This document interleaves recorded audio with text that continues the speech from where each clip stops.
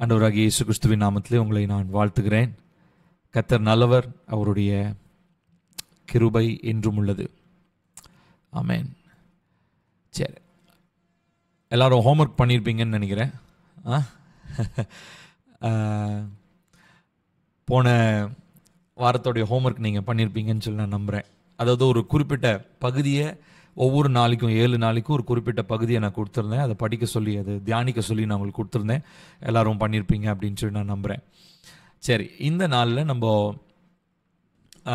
First முதல்ல இருந்து வருவோம். ஃபஸ்ட் எபிசோடில் முக்கியமான ஒரு சில காரியங்களை அவுட்லைனாக நான் சொன்னேன். செகண்ட் எபிசோடில் உங்களுக்கு ரெவலேஷன் பற்றி சொன்னேன். General revelation, special revelation, ultimate revelation சொல்லி 3 விதமான வெளிப்பாடுகளை பற்றி பார்த்தோம். அடுத்து 3ஆவதாக நம்ம தேவ ராஜ்யத்தை புரிந்து கொள்வது அப்படின்றது 2 எபிசோடாக பார்த்தோம். போன செஷனுக்கு முந்தின செஷனும் போன செஷனும் தேவ ராஜ்யத்தை புரிந்து கொள்றதை பற்றி நம்ம பார்த்தோம். அது உங்களுக்கு தெளிவாக இருந்திருக்கும் என்று சொல்லி நான் இயேசுவுக்குள் நான் நம்புகிறேன். அதில் உங்களுக்கு ஏதாவது கிளாரிட்டி தேவைப்பட்டுச்சுன்னா அந்த வீடியோ திரும்ப பாருங்கள். இன்கேஸ் ஃபர்தராகவும் உங்களுக்கு கிளாரிட்டி தேவைப்பட்டுச்சுன்னா தயவாய் வாட்ஸ்அப்பில் எனக்கு நீங்கள் காண்டாக்ட் பண்ணலாம். நிச்சயமாக நான் உங்களுக்கு உதவி செய்வதற்கு நான் அவளோடு இருக்கிறேன். சரி, இந்த நாளில் நாம் பார்க்க போகிறது இந்த ராஜ்யம். ஸோ நம்ம இப்போ கொஞ்சம் கொஞ்சமாக நம்ம வேதாகமத்தினுடைய ஆழங்களுக்குள்ளே போகிறதுக்கு முன்னாடி இதனுடைய அவுட்லைனை நம்ம பார்க்கணும் இல்லைங்களா? ஸோ இப்போ முதலாவது நம்மளுடைய நம்பிக்கை எதை பொறுத்து இருக்குதுன்னு சொல்லி பார்த்தோம். வெளிப்பாடுகள் அப்படின்றத பார்த்தோம். பரிசுத்த வேதாகமன்றது ஒரு ஸ்பெஷல் ரெவலேஷன் அப்படின்னு பார்த்தோம். அதுக்கப்புறமா தேவ ராஜ்யம், அதற்காக தான் நம்ம வாழ்கிறோம். நம்ம எல்லாருமே ராஜ்யத்தின் புத்திரர்கள் அப்படின்னு சொல்லி கர்த்தருடைய வார்த்தை நமக்கு சொல்லுது. ஸோ அதனால ராஜ்யம்னா என்ன அப்படின்ற ஒரு கண்ணோட்டத்தில் நம்ம பார்த்தோம். இப்போ இந்த ராஜ்யத்திற்கு அடிப்படையாக இருக்கிறது என்ன அப்படின்றது தான் இன்னைக்கு நம்ம பார்க்க போகிறோம். இதை நம்ம என்ன சொல்கிறோம்னா ஃபெய்த், விசுவாசம் என்று சொல்லி நாம் சொல்லுகிறோம். சரிங்களா? ஸோ இதனுடைய அடிப்படையில் விசுவாசத்தினுடைய முக்கியமான தாற்பயங்கள் என்ன, விசுவாசத்தை புரிந்து கொள்வது எப்படி. விசுவாசம் அப்படின்னா வெறுமனே நம்ம பைபிளில் 2-3 இடங்களில் விசுவாசத்தை பற்றி ஒரு வசனத்தை மாத்திரம் வாசிச்சுட்டு விசுவாசம்னா ஏதோ ஒன்று அப்படின்ற மாதிரி நிறைய பேர் இமேஜினேஷனில் இருப்பாங்க. இல்லை விசுவாசம்னா என்னன்னே தெரியாமல் நிறைய பேர் இருப்பாங்க. விசுவாசத்துக்கும் நம்பிக்கைக்கும் ஒரு குழப்பத்தோடு இருப்பாங்க. ஸோ அது எல்லாவற்றையும் நம்ம தெளிவு பண்ண போகிறோம். சரிங்களா? ஸோ இன்னைக்கு நம்ம ராஜ்யத்தினுடைய அடுத்த பாகமாகிய விசுவாசத்தை பற்றி நம்ம ரொம்ப தெளிவாக நம்ம பார்க்க போகிறோம். ஓகேங்களா? ஒரு வசனத்தை வாசிக்கலாம். மார்க் 11வது அதிகாரம் 22வது வசனம்.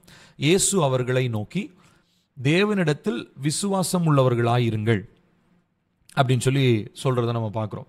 இங்கே இந்த விசுவாசம் அப்படின்னு சொல்லப்படுறது, இங்கே ஏன் இயேசு என்னிடத்தில் விசுவாசமாக இருங்கள் அப்படின்னு சொல்லி சொல்லலை. இன்னும் இன்ஃபேக்ட் அவர் யோவான் சுவிசேஷத்தில் அவர் என்னிடத்தில் விசுவாசம் உள்ளவர்களாக இருங்கன்னு சொல்கிறாரு.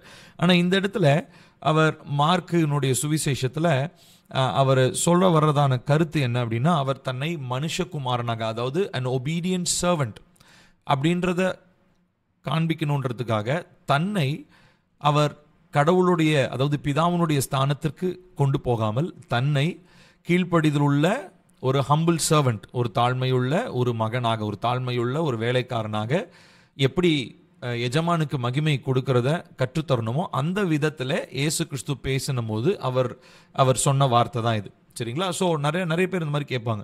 இப்போ இன்ஃபேக்ட் நீங்கள் முஸ்லிம்ஸ்கிட்ட பேசியிருந்தீங்கன்னா அவங்க பார்த்தீங்கன்னா அவங்க ஆர்கியூ பண்ணும்போது கேட்டிருப்பாங்க, எங்கேயாவது ஜீசஸ் ஐ ஆம் காட், நான் கடவுள், நான் தேவன் அப்படின்னு சொல்லி ஓப்பனாக சொல்லியிருக்கிறாரா? இந்த மாதிரி நிறைய காரியங்களை கேட்பாங்க, ஆர்கியூ பண்ணுவாங்க. அதே மாதிரி என்னை தொழுது கொள்ளுங்கள், வர்ஷிப் மீ அப்படின்னு சொல்லி ஜீசஸ் எங்கேயாவது சொன்னாரா? இந்த மாதிரி முஸ்லிம் பீப்புள் ஆர்கியூ பண்ணுறதுக்கு நம்மக்கிட்ட நிறைய கேள்வி கேட்பாங்க. இது பேர் அப்பாலஜெட்டிக்ஸ்னு சொல்லுவோம். அப்பாலஜெட்டிக்ஸ்ன்றது நான் உங்களுக்கு ஏற்கனவே சொன்ன மாதிரி இது ஒரு தனி ஸ்டடி. அதாவது தற்காப்பு போதனை அப்படின்னு சொல்லுவோம். ஸோ அதை நம்ம இப்போ பைபிள் ஸ்டடியில் பண்ண முடியாது. அதை நம்ம ஒரு தனி ஸ்டடியாக நம்ம வேறொரு நாட்கள் நம்ம பண்ணலாம். ஆனால் இங்கே ஜீசஸ் அவருடைய சர்வன்ட்ஹுட், அவருடைய தாழ்மையை, அவர் ஒரு வேலைக்காரனா பிதாவினுடைய எஜமானுடைய வேலையை செய்ய வந்திருக்கிறவரா அவர் சொல்லுகிறதான ஒரு வார்த்தை. அதுலேயே அவர் சொல்றதான அந்த முக்கியமான வார்த்தை விசுவாசம் உள்ளவர்களாக இருங்கள், தேவனிடத்தில் விசுவாசம் உள்ளவர்களாக இருங்கள். இந்த வார்த்தையை அவர் சொல்றார். ஸோ இந்த வார்த்தையை அவர் சொல்லும் போது விசுவாசம்னா என்ன அப்படின்றத அங்க இருக்கிறதான மக்கள் வந்து அறிஞ்சு வச்சிருந்துருக்கணும் இல்லைங்களா? இல்லைன்னா அந்த வார்த்தையை அவர் சொல்றதுல எந்த பிரயோஜனமும் இல்லை. ஸோ கூட இருக்கிறவங்க கண்டிப்பா விசுவாசம்னா என்னன்னு பத்தி தெரிஞ்சு வச்சிருக்கணும். ஸோ மேபி அவங்க அங்க இருந்தவங்களாம் யூதர்களா இருந்ததுனால அவங்க ஃபெய்த்ன்ற ஒரு விஷயத்தை வந்து அவங்களால ஈஸியா புரிந்து கொள்ள முடிஞ்சிருக்கும்னு நான் நினைக்கிறேன்.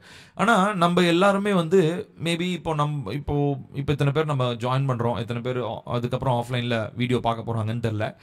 இதுல என்னை பொறுத்த வரைக்கும் ஒரு 15 to 20% தான் நம்ம ஒரு பிறப்பிலிருந்தே அதாவது ஒரு கிறிஸ்டியன் ஃபேமிலியில பிறந்து வாழ்ந்திருப்போம். மற்றவங்க எல்லாருமே வந்து புதிதாக ரட்சிக்கப்பட்ட ஒரு நிலையிலிருந்து தான் வந்திருப்போம் இல்லைங்களா?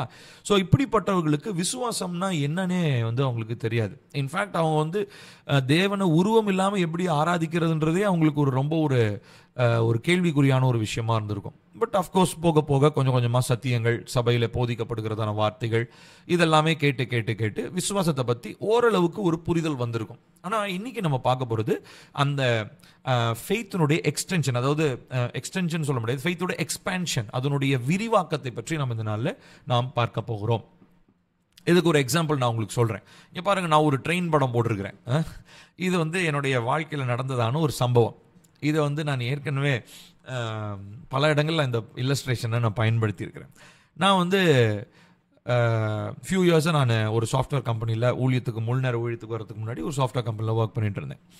எப்பயுமே வீக்கெண்ட் ஆனால் வீட்டுக்கு வந்துடுவேன். வீட்டுக்கு வந்துட்டு சர்ச்லாம் முடிச்சுட்டு சண்டே நைட் நான் கிளம்பி போவேன். ஸோ ஒரு நாள் என்ன ஆச்சு அப்படின்னா, எனக்கு ட்ரெயின் எப்பயும் சண்டே ஈவினிங் வந்து பார்த்திங்கன்னா 4:30க்கு இங்கேருந்து ட்ரெயின் இருக்கும். சேலம் ரயில்வே ஸ்டேஷன்லேருந்து ட்ரெயின் இருக்கும். ஸோ நான் என்ன பண்ணுவேன் அப்படின்னா, அந்த 4:30 ட்ரெயினை பிடிக்கிறதுக்காக சீக்கிரமாக கிளம்புவேன். ஒரு நாள் என்ன ஆயிடுச்சுன்னா, சர்ச்சில் கொஞ்சம் லேட் ஆகிடுச்சு. சர்ச் ஆஃப்டர்நூன் முடிஞ்சது, பட் வேறு ஏதோ ஒர்க்னால லேட் ஆகிடுச்சு. அதனால் என்னுடைய கசின் என்ன பண்ணான் அப்படின்னா, வந்து சரி நான் உன்னை பைக்கில் விட்டுறேன்டா வா அப்படின்னு சொல்லிட்டு வேகமாக போனான். நானும் ஸ்தோத்திரம் பண்ணிக்கிட்டே போனேன். ஏன்னா அவன் ஓட்டுற வேகத்தை பார்த்தா எங்கே போய் நம்மளை கீழே தள்ளி விட்டுருவானோ அப்படின்ற ஒரு யோசனையிலே வேகமான நான் அப்படியே ஜோம் பண்ணிகிட்டே போனேன். சரி, போனோடனே டக்குன்னு டிக்கெட் எடுத்தாச்சு. டிக்கெட் எடுத்துகிட்டு வேகமாக போனால் நான் வரும்போது கரெக்டாக பிளாட்ஃபார்மில் அந்த ட்ரெயின் நின்று நான் ட்ரெயினை ஏறிட்டேன். இப்போ ஆக்சுவலி நான் வந்து சென்னை போனோம் சரிங்களா. நான் சென்னையில் ஒரு கம்பெனியில் ஒர்க் பண்ணேன். அதுக்கு முன்னாடி வந்து பெங்களூரில் ஒரு கம்பெனியில் ஒர்க் பண்ணேன். இப்போது நான் என்ன பண்ணிட்டேன் அப்படின்னு சொன்னால், ட்ரெயின் வந்துச்சு. ட்ரெயின் வந்த உடனே ட்ரெயின் கரெக்டாக நான் உள்ள பிளாட்ஃபார்ம்குள்ளே போனோன்னே கிளம்புச்சு, டிபார்ட் ஆச்சு. நான் ட்ரெயின் ரன்னிங்கில் போய் ஏறிட்டேன். அப்பாடா ட்ரெயின் ஏறியாச்சு அப்படின்னு சொல்லிட்டு, அதுக்கப்புறம் கொஞ்சம் தூரம் கழித்து பார்த்தா ஒரு 15-20 மினிட்ஸில் ட்ரெயின் வந்து ஒரு கர்வ், அதாவது ட்ரெயின் வந்து நேராக போனோம், ஆனால் ட்ரெயின் வந்து ஒரு கர்வ் எடுத்துச்சு. அந்த இடத்துல பார்த்தா அது வேற ஒரு ரூட்டில் போகிற மாதிரி இருந்தது. என்னடா அப்படின்னு பார்த்தா, நான் சென்னைக்கு போக வேண்டிய ட்ரெயினுக்கு பதிலாக பெங்களூர் போக வேண்டிய ட்ரெயினில் ஏறிட்டேன். அந்த ட்ரெயினுடைய 2 பேருமே இன்டர்சிட்டி எக்ஸ்பிரஸ் தான் சரிங்களா. கோயம்புத்தூர் டு பெங்களூர், கோயம்புத்தூர் டு சென்னை, ரெண்டுமே ஒரு 5 நிமிஷம் முன்ன பின்னா இருக்கும். இது பயங்கர பிரச்சனையாக இருந்து நிறைய பேர் என்னை மாதிரி மாற்றிலாம் ஏறி இருந்துருக்குறாங்க. ஸோ அதுக்கப்புறம் ட்ரெயின் நேம் மாற்றிட்டாங்கன்னு நினைக்கிறேன் இப்போ. ஸோ இப்போ நான் எதுக்காக சொல்கிறேன்னா, ஒரு ஃபியூ மினிட்ஸ் கழிச்சு தான் தெரியுது வேறு ரூட்டுக்கு போகும்போது ஐயோ தப்பாக மாற்றி ஏறிட்டோமே அப்படின்னு சொல்லி.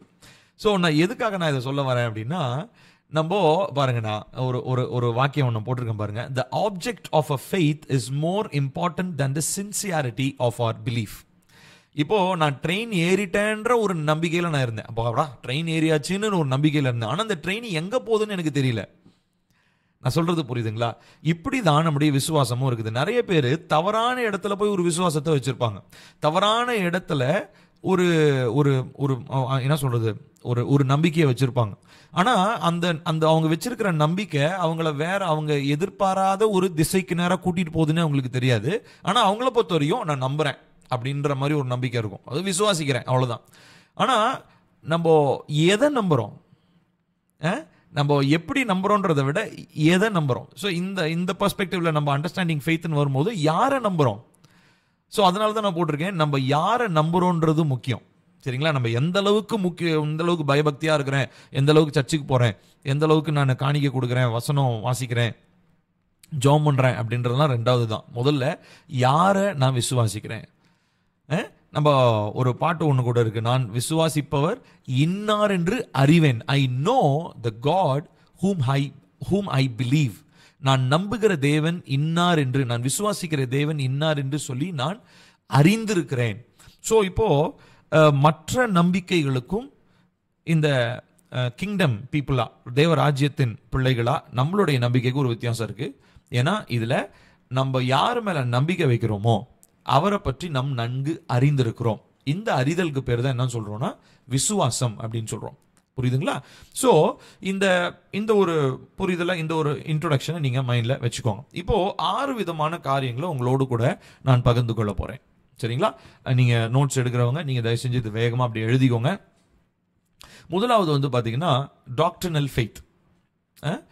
விசுவாசத்துல 6 விதமான பாகங்கள் இருக்கிறது. அதை பத்தி சுருக்கமாக நான் வேகமா சொல்ல போறேன், கவனிங்க. Doctrinal faith. அடுத்ததா சேவிங் ஃபெய்த், ரட்சிக்கும் விசுவாசம், கோட்பாடுள்ள விசுவாசம், ரட்சிக்கும் விசுவாசம். மூணாவதா ஜஸ்டிஃபையிங் ஃபெய்த், நீதியாக்கும் விசுவாசம். நான்காவதா இன்ட்வெல்லிங் ஃபெய்த், அதாவது நமக்குள்ள வசிக்கும் விசுவாசம். ஐந்தாவதாக டெய்லி ஃபெய்த், தினசரி விசுவாசம். ஆறாவதாக தி கிஃப்ட் ஆஃப் ஃபெய்த், விசுவாசம் என்னும் வரம், இல்லை வந்து பரிசு அப்படின்னு வச்சுக்கலாம். வரங்கள்னு தான் பொதுவாக நம்ம பைபிளில் இருக்கு, அதனால வரம்னே வச்சுக்கலாம். இப்போ 6 காரியங்களை நம்ம ஞாபகம் வச்சுக்க வேண்டியது அவசியமா இருக்குது. ஃபெய்த்தில் இத்தனை கேட்டகரி இருக்கு. நம்ம ஃபெய்த்ன்ற ஒரு வார்த்தையை தான் நம்ம படிச்சிருப்போம். ஆனால் ஃபெய்த், ஆனால் இது வந்து இந்த ஆர்டரில் தெரியாமே நம்ம இதை பயன்படுத்தியிருப்போம். இப்போ நம்ம அதை தெரிஞ்சுக்க போறோம். சரிங்களா? ஸோ 6 விதமான காரியங்களை நம்ம பார்க்க போறோம். ஸோ முதலாவது கோட்பாடு உள்ள விசுவாசம்.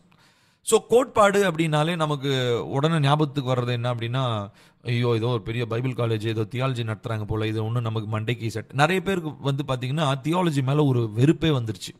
ஏன்னா தியாலஜி வந்து அப்படி குழப்பி வச்சிருக்கிறாங்க. ஸோ தியாலஜி அப்படின்றது ரொம்ப நல்ல ஒரு ஒரு ஒரு என்ன சொல்றது, ஒரு படிப்பு. அது எப்போ அது நம்மளுடைய புரிதல் கரெக்டாக இருந்ததுன்னா அந்த படிப்பை நம்ம ஒழுங்காக படிப்போம். கரெக்டுங்களா? இப்போ தியாலஜி, தியோ அப்படின்னா என்ன அர்த்தம்னா இறைவன், இறைவன், கடவுள் என்று சொல்லி அர்த்தம் கிரேக்க வார்த்தையில். ஸோ அப்போ கடவுளை பற்றி படித்தல், இதுதான் தியாலஜி. ஓகே, இருக்கட்டும். இப்போ இந்த தியாலஜி எல்லாம் படிச்சு, இல்லை தியாலஜி படிச்சு குழம்பி போனவங்க, இல்லை பைபிள் காலேஜை பார்த்து ரொம்ப டென்ஷன் ஆனவங்க, இந்த மாதிரி ஒரு சில குரூப் இருப்பாங்க. அவங்க வந்து பார்த்தீங்கன்னா டாக்டரின் அப்படின்னு வார்த்தையை கேள்விப்பட்டாலே அவங்களுக்கு அப்படியே ஒரு அலர்ஜி மாதிரி அவங்களுக்கு அந்த வார்த்தையே பிடிக்காது. ஆனால் உண்மையாக சொல்ல போனால் டாக்ட்ரின் அப்படின்னு உங்களுக்கு ஏற்கனவே இதனுடைய வார்த்தையை நான் செகண்ட் எபிசோட்ல பத்தி இந்த வார்த்தையை பத்தி நான் உங்களுக்கு எக்ஸ்பிளைன் பண்ணிடுறேன். கோட்பாடுனா என்னன்னா நம்மளுடைய நம்பிக்கை. நான் சொன்ன ஞாபகம் இருக்குன்னு நினைக்கிறேன். எம்மாவுக்கு போற வழியில ஆண்டவராக இயேசு கிறிஸ்து அந்த 2 சீஷர்களோட பேசிட்டு இருந்தார் இல்லைங்களா, அவங்களுக்கு வந்து அந்த ஒரு சில காரியங்களை உபதேசிக்கிறார், அவங்களுக்கு கற்றுக் கொடுக்கிறார் அப்படின்னு சொல்லி நம்ம பார்த்தோம் இல்லைங்களா. அந்த காரியத்தினுடைய அடிப்படையில தான் கோட்பாடுன்ற வார்த்தை இருக்கிறது. சரிங்களா? சோ இதனுடைய அடிப்படையில் ஒரு சில காரியங்களை வாசிக்கலாம். முதலாவது வாசிக்கலாம் பாருங்க, ரோமர் 10:17. ஆதலால் விசுவாசம் கேள்வியினாலே வரும், கேள்வி தேவனுடைய வசனத்தினாலே வரும். இப்போ இந்த கர்த்தருடைய வசனம் இதுதான் என்ன பண்ணுதுங்களா பாருங்க. முதலாவது ஆதலால் விசுவாசம், கேள்வினா கேட்கறது. எதை கேட்கும் போது? கர்த்தருடைய வார்த்தையை நம்ம கேட்கும் போது. ஸோ கர்த்தருடைய வார்த்தையை நம்ம முழுமையா நம்ம கேட்கும் போது நமக்கு நடக்கிற ஒரு ஒரு ஒரு பெரிய சேஞ்ச் என்ன அப்படின்னு சொல்லி சொன்னா, தேவனுடைய வசனம் தான் விசுவாசத்திற்கான அடிப்படையா இருக்கு. ஸோ இப்போ இன்ஃபேக்ட் நீங்க பைபிளை ஓரமா தூக்கி வச்சுட்டு ஐ நீட் ஃபெய்த், ஆவியானவரே எனக்கு விசுவாசத்தை தாங்க, விசுவாசம் என்கிற வரத்தை தாங்க, விசுவாசம் என்னும் ஆவியின் கனியை தாங்க, இப்படிலாம் நம்ம மணிக்கணக்கா உட்காந்து ஃபாஸ்டிங் போட்டு ஜோம்னாலும் கிடைக்கவே கிடைக்காது. விசுவாசத்துல நம்ம வளரவே முடியாது. விசுவாசத்துல வளருவதற்கான அடிப்படையான ஒரு ஒரு தேவை என்ன அப்படின்னா தேவனுடைய வார்த்தை. சரிங்களா? ஸோ இதை நம்ம மனதில் வைத்துக் கொள்ள வேண்டும். பாருங்க, நான் போட்டிருக்கேன், the more we know of the Bible, the more faith we can have.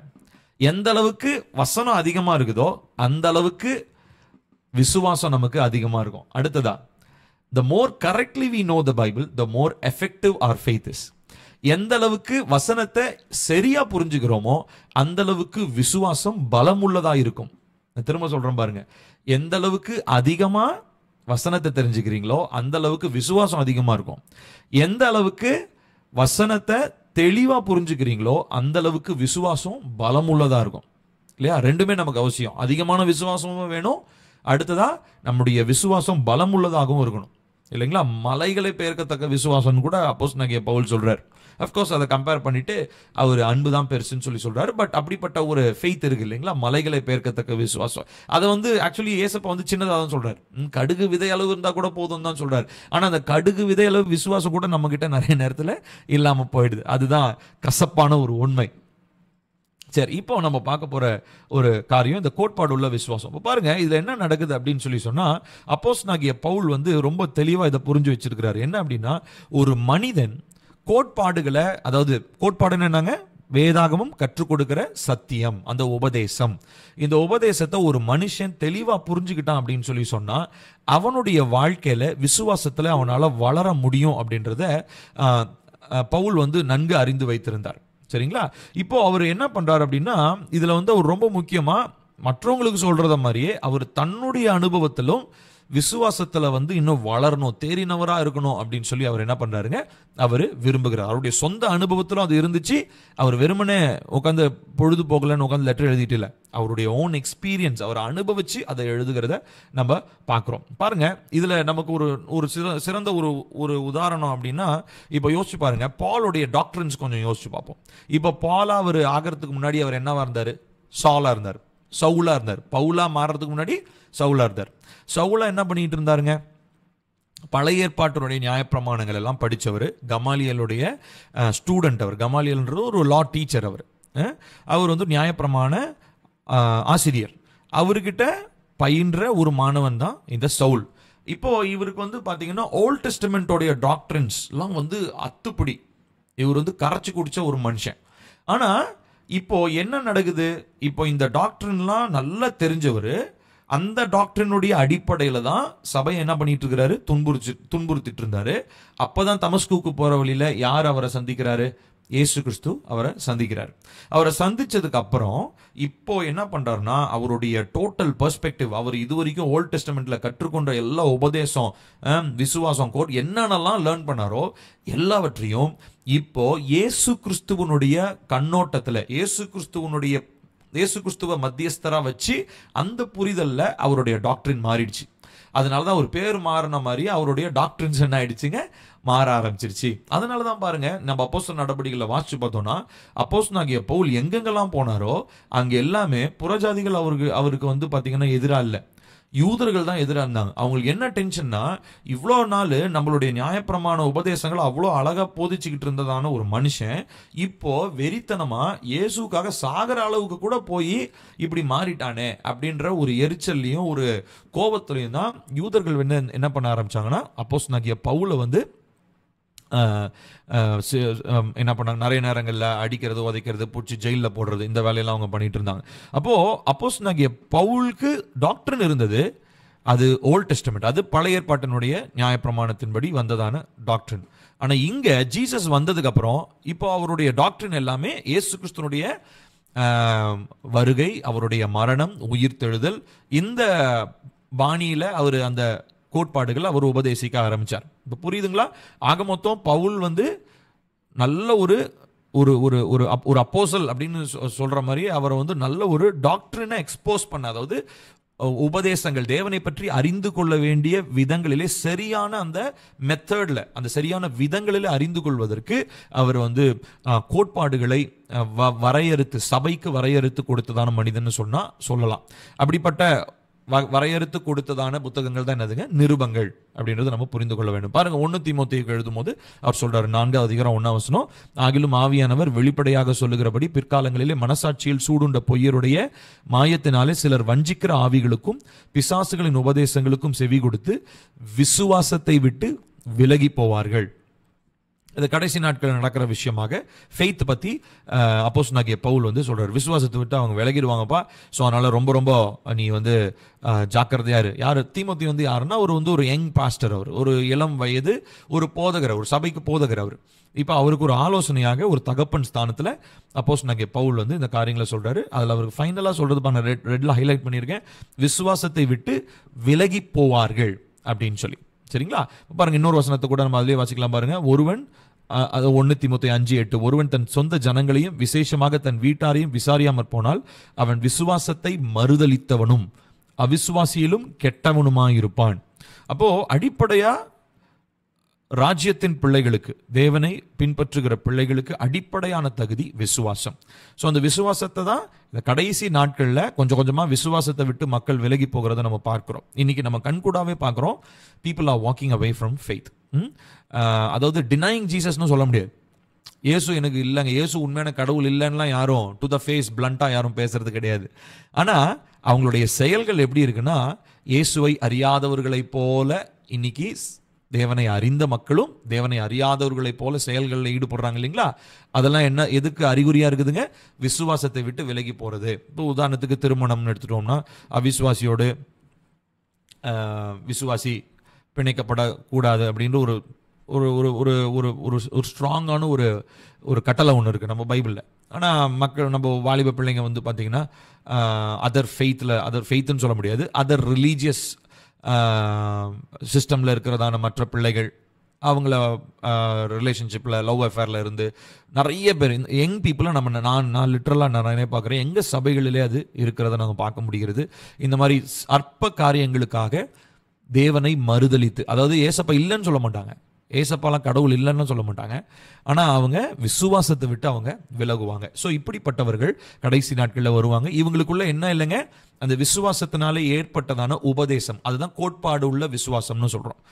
Doctrinal faith அது வந்து அவங்களிடத்துல இல்லாத, விசுவாசம் இல்லாததுனால விசுவாசம்னு சொல்லியிருக்கிறாங்க, ஆனால் விசுவாசத்தினுடைய அந்த விசுவாசத்தினால் வந்து அந்த ஸ்ட்ராங், அந்த ஒரு ஃபவுண்டேஷன் சொல்லுவோம் இல்லைங்களா, அஸ்திபாரம், அது அவங்களிடத்துல இல்லாமல் போயிடுச்சு. பாருங்க, யூதா 3 கூட ஒரு வசனத்தை போட்டிருக்காரு. யூதா, பிரியமானவர்களே, பொதுவான ரட்சிப்பை குறித்து உங்களுக்கு எழுதும்படி நான் மிகவும் கருத்துள்ளவனாய் இருக்கையில் பரிசுத்தவான்களுக்கு ஒரு விசை ஒப்பு கொடுக்கப்பட்ட விசுவாசத்திற்காக நீங்கள் தைரியமாய் போராட வேண்டும் என்று உங்களுக்கு எழுதி உணர்த்துவது எனக்கு அவசியமாய் கண்டது. பாருங்க, அதுல திரும்ப நான் அந்த ரெட்ல போட்டிருக்கேன், விசுவாசத்திற்காக நீங்கள் தைரியமாய் போராட வேண்டும். இன்ஃபேக்ட் அப்போஸ்தலனாகிய பவுல் கூட பார்த்தீங்கன்னா கடைசி அவருடைய லாஸ்ட் அவர் எழுதின நிருபம் தான் 2 தீமோத்தேயு. அதில் சொல்றாரு, ஓட்டத்தை முடித்தேன், விசுவாசத்தை காத்து கொண்டேன்.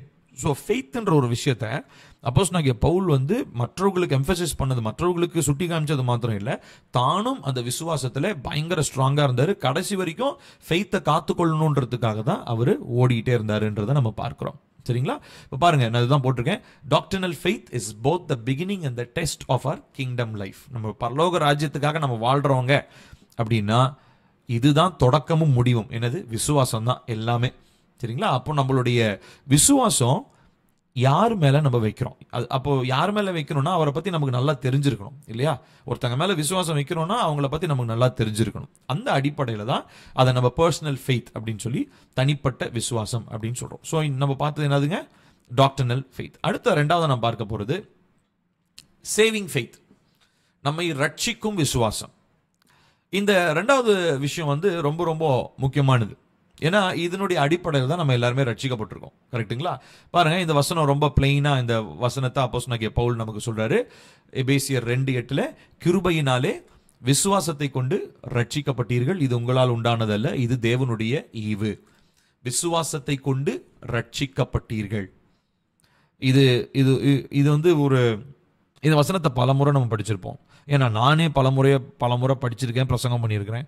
ஆனால் இதனுடைய அர்த்தத்தை கொஞ்சம் நீங்கள் நிதானமாக உட்காந்து அப்படியே கொஞ்சம் மெடிடேட் பண்ணி பாருங்களேன். எவ்வளோ ஒரு அதாவது ரட்சிப்புக்கு நம்ம ஏதாவது பே பண்ண வேண்டியிருந்ததா? இந்த ரட்சிப்பை ஏர்ன் பண்ணுறதுக்கு, பெற்றுக்கொள்வதுக்கு நம்ம ஏதாவது பே பண்ண வேண்டியிருந்ததா? எதுவுமே நம்ம செய்யலை. In fact we do not deserve. நமக்கு ரட்சிப்புன்றது நமக்கு தகுதியே இல்லை. கரெக்டுங்களா? இப்படிப்பட்டவங்க கிட்ட ரட்சிப்பை கொடுத்து அந்த ரட்சிப்பை பெற்றுக்கொள்வதற்கு ஒரு சிம்பிளான ஒரு ஃபேக்டர், அதுதான் நம்ம என்னன்னு சொல்றோம்னா ஃபெய்த்னு சொல்றோம். இப்போ இந்த அந்த விசுவாசம் இல்லை அப்படின்னா நம்மளால ரட்சிப்புன்ற அந்த முதல் அனுபவம், இதுதான் ராஜ்யத்தினுடைய ஃபர்ஸ்ட் ஸ்டெப் இல்லைங்களா? பரலோக ராஜ்யத்துக்கு நம்ம எப்படி புத்திரர்களா மாற முடியும், பிள்ளைகளா மாற முடியும்? ரட்சிப்பு தான் இல்லையா? இப்போ இந்த ரட்சிப்பினுடைய அடிப்படை என்ன? மனதிற்குள்ள என்னை இயேசு கிறிஸ்து என்னுடைய பாவங்களிலிருந்து மீட்டார், ரட்சித்தார் என்கிறதான ஒரு விசுவாசம். இப்போ இது உங்களால் உண்டானதில்லை, இது தேவனுடைய ஈவு. பாருங்க, நான் தான் போட்டிருக்கேன் பாருங்க, apart from faith personal salvation is impossible. அப்ப தனிப்பட்ட விதத்துல விசுவாசம் இல்லாம ஒரு மனிதனால ரட்சிக்கப்பட முடியாது.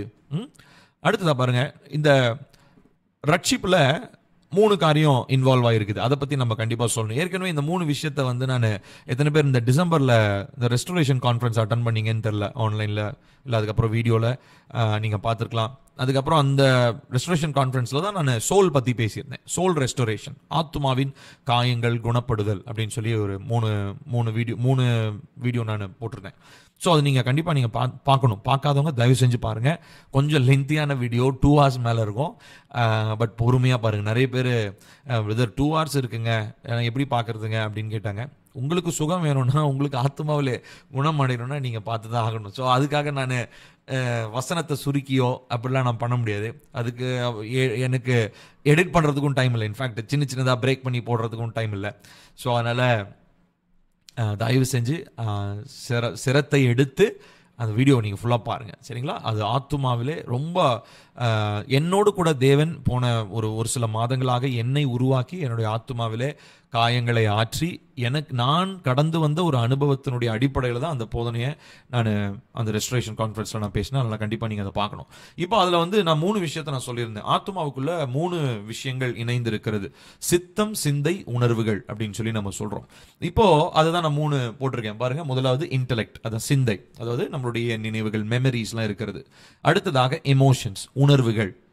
இந்த உணர்வுகள்னா சிரிக்கிறது, அழுகிறது, கோவப்படுறது, இது எல்லாமே. அடுத்ததா சித்தம், வில் அப்படின்னு சொல்கிறோம், ஃப்ரீ வில் அப்படின்னு சொல்லலாம். இந்த சித்தம்ன்றது என்னதுன்னா, ஒரு விஷயத்தை செய்வேன், நான் செய்ய மாட்டேன்னு சொல்லி எனக்குள்ள நான் எடுக்கிறதான அந்த டிசைடிங் ஃபேக்டர், நான் தீர்மானிக்கக்கூடிய அந்த திறன். இதுதான் இந்த 3 காரியங்களை தான் நம்ம இப்போ புரிந்து கொள்ள வேண்டும் ஆத்துமாவில். இப்போ நம்ம ரட்சிக்கப்படும் போது, ஏன்னா இப்போ நம்ம பார்க்கறது என்ன விசுவாசங்க, முதல்ல பார்த்தது கோட்பாடுள்ள விசுவாசம். ஸோ டீச்சிங்ஸ், அவரை பற்றி தெரிந்தாதான் நம்ம அவர் மேல விசுவாசம் வைக்க முடியும். அதை பார்த்தோம். ரெண்டாவதா ரட்சிக்கும். இப்போ ரட்சிக்கிறதுன்னா அந்த ரட்சிப்புல இந்த 3மே இன்வால்வ் ஆயிருக்கு. ரட்சிக்கப்படுறது எதுங்க ஃபர்ஸ்ட் சொல்லுங்களேன். அந்த ஒரு புரிதல் நமக்கு இருக்கணும். இப்போ ஆண்டவராகிய இயேசு கிறிஸ்துவை ஏற்றுக்கொள்ளும் பொழுது முதலாவது என்னுடைய ஆவிக்குள்ளாக 3 இருக்கா, ஆவி, ஆத்மா, சரீரம். என்னுடைய ஆவிக்குள்ள யார் வந்துடுறா? பரிசுத்த ஆவியானவர் வந்துடுறாரு. கரெக்டா? அதுக்கப்புறம் வந்தவர் வெளியே போயிடுறாரா? இல்லை, உள்ளே தான் இருக்கிறாரு. அவர் நமக்கு முத்திரை போடப்பட்டிருக்கிறார். உள்ளுக்குள்ள நம்ம இஸ் எ சீல், முத்திரை போட்டார். இப்போ அவர் என்ன பண்றாருன்னா, உள்ள இருந்து ஆவியில இருந்து என்னுடைய ஆத்துமா, இங்க வெளியில இருக்கிறது மாம்சம், சரீரம். இப்போ இந்த ஆத்துமாவிலே மாற்றத்தை ஏற்படுத்த அவர் விரும்புகிறார். இப்போ இந்த ஆத்துமாவில் தான் என்ன இருக்குது? சித்தம், சிந்தை, உணர்வுகள் இருக்கு. இப்போ இதுல ரட்சிப்புன்றத வந்து என்ன பண்றாருன்னா பெர்ஃபெக்ட் பண்றாரு. அதை வந்து பூரணப்படுத்த விரும்புகிறார். அதனால தான் ரட்சிப்புன்றது ஒரு நாள் அனுபவம் இல்லைன்னு நம்ம சொல்றோம். ரட்சிக்கப்பட்டது ஒரு நாள் அனுபவமா இருந்தா, நான் இன்னைக்கு ரட்சிக்கப்பட்டேன்னா அந்த டேட்டை போட்டு அன்னைக்கு நான் ரட்சிக்கப்பட்டேன் அவ்வளவுதான் இல்லை. ஆனா ரட்சிப்பு நிறைவேற நம்ம பிரயாசப்பட வேண்டும். ஏசப்பா கூட சொல்றாங்க, முடிவு பரியந்தம் நிலைத்திருப்பவனே ரட்சிக்கப்படும். அப்போ ஒரு மனுஷனால ரட்சிப்பை இழக்க முடியுமா? கண்டிப்பா இழக்க முடியும். அதுக்கு சிறந்த உதாரணம் யாருன்னா யூதாஸ் கரியோத்து. ஸோ பாருங்க, ஏசப்பா கூடயே தான் இருந்தான், அவன் ரட்சிக்கப்பட்டிருந்தான். ஏசப்பாவுடைய சுவிசேஷம் எல்லாம் கேட்டான், எல்லாமே தெரியும் அவனுக்கு. பரலோக ராஜ்யத்தினுடைய எல்லா சீக்ரெட்ஸும் அவனுக்கு தெரியும். மிஸ்ட்ரிஸ், அந்த பேரபிள்ஸ் எல்லாமே கேட்டு தான் வாழ்ந்தான். ஆனால் அவனால் அந்த சால்வேஷனை பெர்ஃபெக்ட் பண்ண முடியல, பூரணப்படுத்த காத்துக்கொள்ள முடியல. காரணம் என்னன்னா, அவனுடைய ஆத்துமாவில் அந்த ரட்சிப்பானது கிரியை செய்ய அவன் அனுமதிக்கல. ஸோ ஆத்துமாவில் ரட்சிப்பு கிரியை செய்யணும். அதுக்கு தேவைப்படுறது தான் ரட்சிக்கும் விசுவாசம். சரிங்களா? ஸோ இப்போ நம்ம ஒரு சில காரியங்களை நம்ம பார்க்கலாம். இப்போ இந்த சிந்தையை பார்க்கலாம். இப்போ சிந்தைக்கு வந்து நான் ஒரு ஃபோட்டோ போட்டிருக்கேன், ஒரு மூளை மாதிரி போட்டிருக்கிறேன். சிந்தைக்கு வேற ஃபோட்டோ எனக்கு கிடைக்கல. அதாவது ஏதோ ஒன்றை குறித்து நாம் தெரிந்து கொள்ளுதல், டு நோ அபவுட் சம்திங். இப்போ ஒரு புக்கு மாதிரி போட்டு அந்த புக்கில் இருந்து ஏதோ ஒன்றை நம்ம அறிந்து கொள்ளுகிறோம். அப்போது நம்மளுடைய விசுவாசன்றது எதனுடைய அடிப்படையில் இருக்குது அப்படின்னா, நம்ம ஏதோ குருட்டாம்போக்கில், அதாவது யாரோ சொன்னாங்கங்க அதனால நான் நம்புகிறேங்க அப்படிலாம் கிடையாது. நம்மளுடைய விசுவாசம் சரியான அறிவின் அடிப்படையில், அதாவது கரெக்ட் நாலேஜ், சரியான அறிவின் அடிப்படையிலிருந்து விசுவாசம் நமக்கு வரணும். இதுதான் நம்ம என்னன்னு சொல்றோம் அப்படின்னு சொல்லி சொன்னா, நம்ம இன்டெலெக்ட், சிந்தையிலே அந்த விசுவாசம் போய் ஃபர்ஸ்ட் கிரியேட் செய்யுது. ஸோ சிந்தையில என்ன நடக்குதுன்னா, ஒரு காஸ்பல், சுவிசேஷம்னு ஒன்று சொன்னாங்களா நமக்கு. என்ன சுவிசேஷம் சொன்னாங்க? ஆண்டவராகிய இயேசு கிறிஸ்து உண்மையான தெய்வம், இந்த பூமிக்கு வந்தார், ரத்தத்தை சிந்தினார், அதுக்கப்புறம் மரித்தார், உயிர் தெழுந்தார், பரத்துக்கு எடுத்துக்கொள்ளப்பட்டார், திரும்ப வரப்போகிறார். அவர் அதுக்கப்புறம் அப்போஸ்தலர் நாட்களில் பரிசுத்த ஆவியினுடைய நிறைவை கொடுத்தார். இது எல்லாமே சேர்ந்தது தான் காஸ்பல். இது வந்து நான் சின்னதாக ஒரு ஒன்லைன்ல நான் சொல்லியிருக்கேன். இப்போ இதனுடைய அவுட்லைன் தான் காஸ்பல்னு நம்ம சொல்றோம். இப்போ காஸ்பலை எந்த அளவுக்கு இதனுடைய ஃபுல்லஸ்ட் ஃபார்ம், இயேசு கிறிஸ்து வந்தார், உயிர்த்தெழுந்தார், பல்லத்துக்கு போனார், ஆவியானவர் இருக்கிறார், திரும்ப வரப்போறார், இப்படி மட்டும் இல்லாம இதனுடைய ஒரு டீட்டெயிலிங் இருக்கு இல்லையா, இதனுடைய ஆழங்களை ஒரு மனுஷன் தன்னுடைய அறிவுல பெற்றுக்கொள்றான் இல்லைங்களா, அது அவனை ரட்சிக்கக்கூடிய விசுவாசமாக இருக்கிறது. ஃபர்ஸ்ட் எதுங்களா, சிந்தையில ஒரு மனிதன் சுவிசேஷத்தை குறித்து கேள்விப்பட்டு அதை ஏற்றுக்கொள்ளுதல், அவனுடைய மூளைக்குள்ள அதில் மெமரியில் ஸ்டோர் பண்ணி வைக்கிறது. அவன் மூளைக்குள்ள அதை ஏற்றுக்கும் போது அது உள்ளுக்குள்ள இருந்த அந்த சுவிசேஷத்தின் வார்த்தை விசுவாசத்தை உண்டாகுது ஃபர்ஸ்ட். அடுத்து ரெண்டாவதா பாருங்க, நான் தான் போட்டிருக்கேன் பாருங்களேன், பிலீவ் தட் பிலீவ் இன். இது ரெண்டு வார்த்தைக்கு வித்தியாசம் இருக்குது. இப்போ உதாரணத்திற்கு எனக்கு பிடிச்ச ஒரு கிரிக்கெட் டீம்னு வச்சுக்கோ, சிஎஸ்கே. இப்போ சிஎஸ்கே டீம்னு வச்சுக்கோமே. இப்போ இந்த சிஎஸ்கே டீம் வந்து விளையாடும் போது நான் ரெண்டு விதமான வார்த்தையை சொல்லுவேன். ஒன்று, இவங்க ஜெயிப்பாங்கன்னு சொல்லி எனக்கு நம்பிக்கை இருக்குது, ஒரு வார்த்தையை சொல்லுவேன் அவங்க மேலே நம்பிக்கை இருந்ததுன்னா. அடுத்துதான் இன்னொரு பயங்கர எக்ஸ்ட்ரீம் லெவல் நம்பிக்கை இருந்துச்சுன்னா, அவங்க தான் ஜெயிப்பாங்க அப்படின்வோம் இல்லையா. ஸோ இது ரெண்டுக்கும் வித்தியாசம் இருக்குது, கரெக்டாக. ஸோ அப்போ ஃபஸ்ட்டு இதில் வந்து எனக்கு என்ன அப்படின்னா நம்பிக்கை இருக்குது. ஸோ இது வந்து ஒரு ஒப்பீனியன், ஜெயிக்கலாம் ஜெயிக்காமையும் போகலாம். ஆனால் ரெண்டாவதா நான் சொன்ன வார்த்தை அவங்க தான் ஜெயிப்பாங்க அப்படின்னா என்ன அர்த்தம், வேற ஆப்ஷனே கிடையாதுப்பா, எவன் வந்தாலும் அவங்க தான் ஜெயிக்க போறாங்க அப்படின்ற அந்த அந்த அந்த ஒப்பீனியனுக்குள்ள, அந்த கன்விக்ஷனுக்குள்ள நம்ம வந்துடுறோம். இதுதான் ரெண்டாவது. ஸோ இந்த வித்தியாசம் தான் நம்ம புரிஞ்சுக்கணும், சரிங்களா. நம்பிக்கை இருக்கிறது, நம்புகிறேன். பாருங்க, ரெண்டு வார்த்தை நான் போட்டிருக்கிறேன். நம்பிக்கை இருக்குதுன்னு எதை வச்சு சொல்லுவோம், ஒரு ஒப்பீனியன் அது. ஆனால் நான் நம்புகிறேன், நான் இயேசுவை நம்புகிறேன். இயேசு மேல எனக்கு நம்பிக்கை இருக்குன்னா அப்போ வேற ஏதோ மேலேயும் நம்பிக்கை இருக்குது. இயேசுவை 10-11 நீ வச்சிருக்கிறான்னு அர்த்தம், அதுதான் நம்பிக்கை இருக்குது. ஆனா நம்புகிறேன்னா அவர் ஒருத்தர் தான். ஸோ இந்த ஒரு நம்பிக்கை வருது இல்லைங்களா அவர் மேல. இது எதை பொறுத்து, நம்முடைய சிந்தையிலே சுவிசேஷத்தினுடைய ஆழமான காரியங்கள் எந்த அளவுக்கு மைண்டில் போய் ஸ்டோர் ஆச்சோ அதை பொறுத்து விசுவாசம் வளருது. அடுத்து ரெண்டாவதா பாருங்க, அந்த இன்னொரு பிலீஃப் இருக்குது. அந்த பிலீஃப்ல என்னதுங்க, நம்ம பாவி, இது நம்ம நம்பி தான் ஆகணும் இல்லையா. வசனம் இருக்கு, ரோமர் 3:23, எல்லாரும் பாவம் செய்து தேவ மகிமை இழந்து போனார்கள், தேவ மகிமை அற்றவர்களாகி. எப்படி இயேசுவை தெய்வம்னு நான் ஏற்றுக்கொள்றேனோ அதே மாதிரி நான் பாவின்றதை நான் ஃபர்ஸ்ட் நான் ஏற்றுக்கொள்ளணும். I should accept the fact that I am a sinner. அடுத்து ரெண்டாவதா அவர் செய்யறது என்னன்னா, பாவத்தை கண்டிப்பா அவர் தண்டிப்பார். he will definitely punish sin. அதுக்கு ஒரு வசனம் ரோமர் 6:23, பாவத்தின் சம்பளம் மரணம், தேவனுடைய கிருபை வரமோ நம்முடைய கர்த்தராகிய இயேசு கிறிஸ்துவினால் உண்டான நித்திய ஜீவன். அடுத்தது மூணாவதா, இப்போ பாவத்தை பத்தி நான் பாவின்னு சொல்லியாச்சு, பாவத்தை தண்டிப்பார்னு சொல்லியாச்சு. ஆனா அந்த பாவத்தோட அவர் விட போறதில்ல, பாவத்திலிருந்து ரட்சிக்கும்படி அவர் என்ன பண்றாருன்னா ஒரு ப்ரொவிஷன், ஒரு வாய்ப்பை ஏற்படுத்துறார். அதுதான் நம்ம வாசிக்கிறோம் ரோமர் 5:8, நாம் பாவிகளா இருக்கையில் கிறிஸ்து நமக்காக மரித்ததினாலே தேவன் நம்மேல் வைத்த தமது அன்பை விளங்க பண்ணுகிறார். இந்த விஷயத்தில் நாம் புரிந்து கொள்ள வேண்டியது, அடுத்து அவர் செய்யறதான இந்த காஸ்பலினுடைய அடுத்த முக்கியமான பார்ட் என்ன அப்படின்னா, ப்ரொவைடிங் சால்வேஷன், ரட்சிப்பை நமக்கு வழங்குவது. சரிங்களா. ஸோ இதுதான் ரொம்ப முக்கியமானது. புரிஞ்சதுங்களா. இப்போ இது எதை பொறுத்ததுங்க, இந்த போட்டோவை ஞாபகம் வச்சுக்கோங்க, அறிவை பொறுத்தது, அதாவது சிந்தை அப்படின்னு வச்சுக்கோங்க. 3 விஷயம் சொன்னேன் இல்லையா, ஆத்மாவில் என்ன இருக்குது, 3 விஷயம் இருக்கு, சித்தம், சிந்தை, உணர்வு.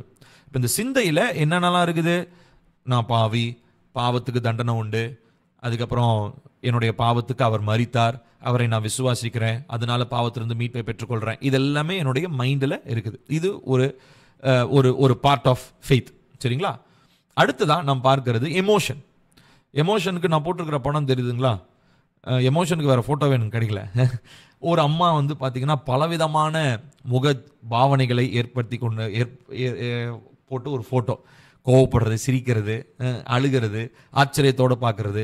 ஸோ இந்த மாதிரி. ஸோ எமோஷன்னா என்னது, எமோஷன்னா என்னன்னா, இந்த மாதிரி அந்த ரட்சிக்கும் அனுபவத்தை, அதாவது இயேசு கிறிஸ்துவை ஏற்றுக்கொள்ளும் பொழுது நம்மளுடைய ஆழ் மனதில் ஏற்படுகிற ஒரு உணர்ச்சியின் வெளிப்பாடு.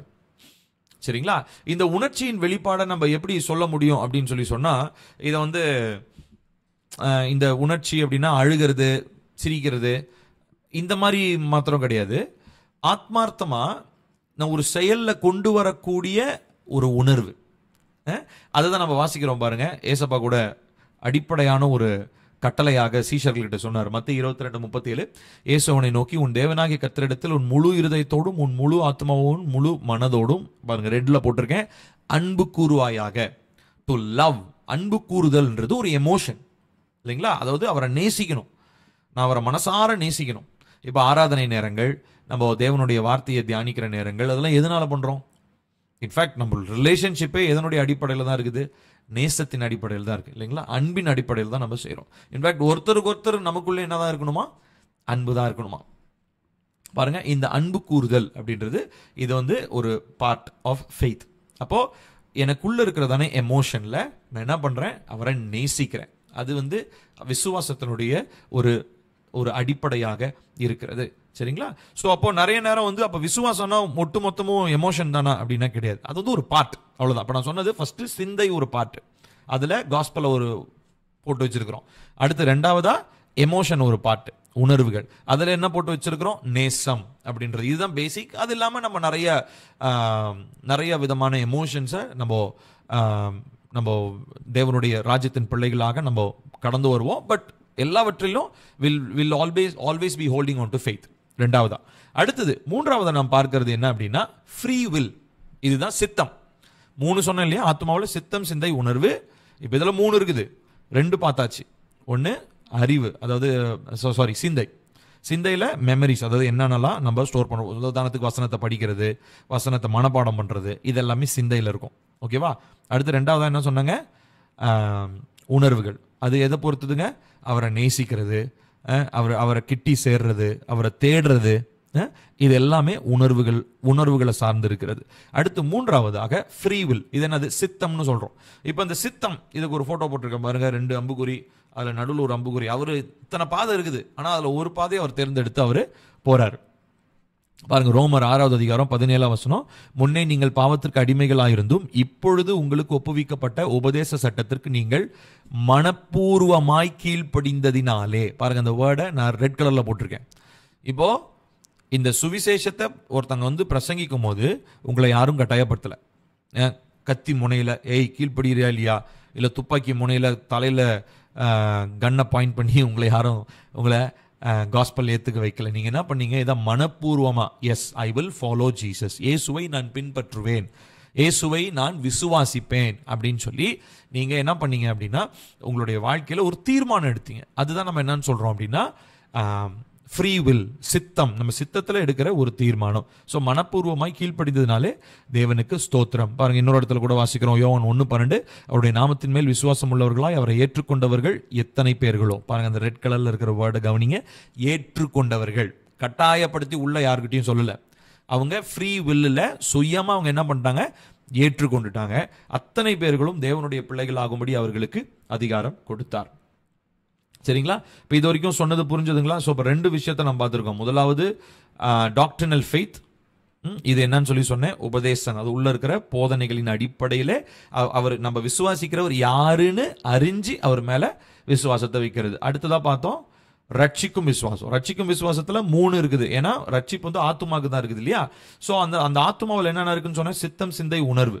ஸோ அந்த 3லையும் எவ்விதமான விசுவாசம் இருக்கிறது, எவ்விதமா ஃபெய்த்ன்றது 3 பார்ட்லயுமே ஒர்க் ஆகுது அப்படின்றதையும் நம்ம என்ன பண்ணோம் அப்படின்னா நம்ம புரிந்து கொண்டோம். இது வரைக்கும் புரிஞ்சதுங்களா? புரிஞ்ச ஒரு ஹேண்ட்ஸ் அப், ஒரு thumbs up reaction. Thank you, thank you, thank you. Super. Praise Lord, praise Lord. Thank you. சரி, ஓகே ஓகே. இப்போ நம்ம அடுத்து நம்ம பார்க்க போறது ஜஸ்டிஃபையிங் ஃபெய்த், நீதியாக்கும் விசுவாசம். இந்த நீதியாக்குதல் அப்படின்றத வந்து நம்ம எப்படி புரிஞ்சுக்க முடியும் அப்படின்னு சொல்லி சொன்னா, நம்ம ஏதாவது ஒருத்தங்க பேசுறாங்க, பேசினதுல வந்து ஏதோ தப்பாகி போச்சு, ஆனால் அவங்களுடைய பாயிண்ட்டை ப்ரூவ் பண்ணுறதுக்கு அவங்க என்ன பண்ணுவாங்கன்னா மேலே என்ன பண்ணுவாங்கன்னா எக்ஸ்பிளனேஷன் பண்ணுவாங்க. அது என்ன பண்ணுறதே நியாயப்படுத்தாதரா அப்படின்னு சொல்லுவோம். கவனிச்சிருக்கிறீங்களா? அந்த வார்த்தையை நம்ம பயன்படுத்துவோம்.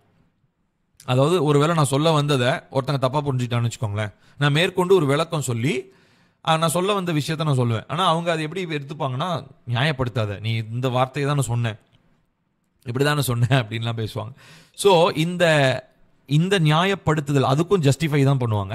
ஜஸ்டிஃபைன்ற வார்த்தை தான் யூஸ் பண்ணுவோம். நீதியாக்குதல் அப்படின்றது இது வேற. ஸோ நான் எதுக்காக அந்த எக்ஸாம்பிள் சொன்னோன்னா அதுவும் இதுவும் ஒன்று கிடையாது. இந்த ஜஸ்டிஃபைங்கிறது டோட்டலாக வேற.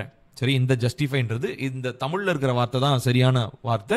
நீதியாக்குதல், நீதியாக்கப்படுதல், இது என்னன்றதை நம்ம பார்க்கலாம். ஸோ 2 விசுவாசத்தை பார்த்தோம். ரட்சிக்கும் விசுவாசம், கோட்பாடுள்ள விசுவாசம். இப்போ 3வதா நீதியாக்கும் விசுவாசம். ஓகேங்களா? சரி, இப்போ கவனிப்போம். இப்போ இந்த ஜஸ்டிஃபிகேஷன் அப்படின்றதுக்கு தான் நம்ம நீதியாக்கப்படுதல் அப்படின்ற வார்த்தையை நம்ம போட்டிருக்கோம். இந்த வார்த்தையை நீங்கள் எழுதிக்கோங்க. ஏன்னா 2 வார்த்தையை நம்ம நீ கற்றுக்க போறீங்க. சரிங்களா? இந்த 2 வார்த்தை, ஃபர்ஸ்ட் வார்த்தை இதுதான் ஜஸ்டிஃபிகேஷன். ஆங்கிலத்தில் எழுதிக்கோங்க.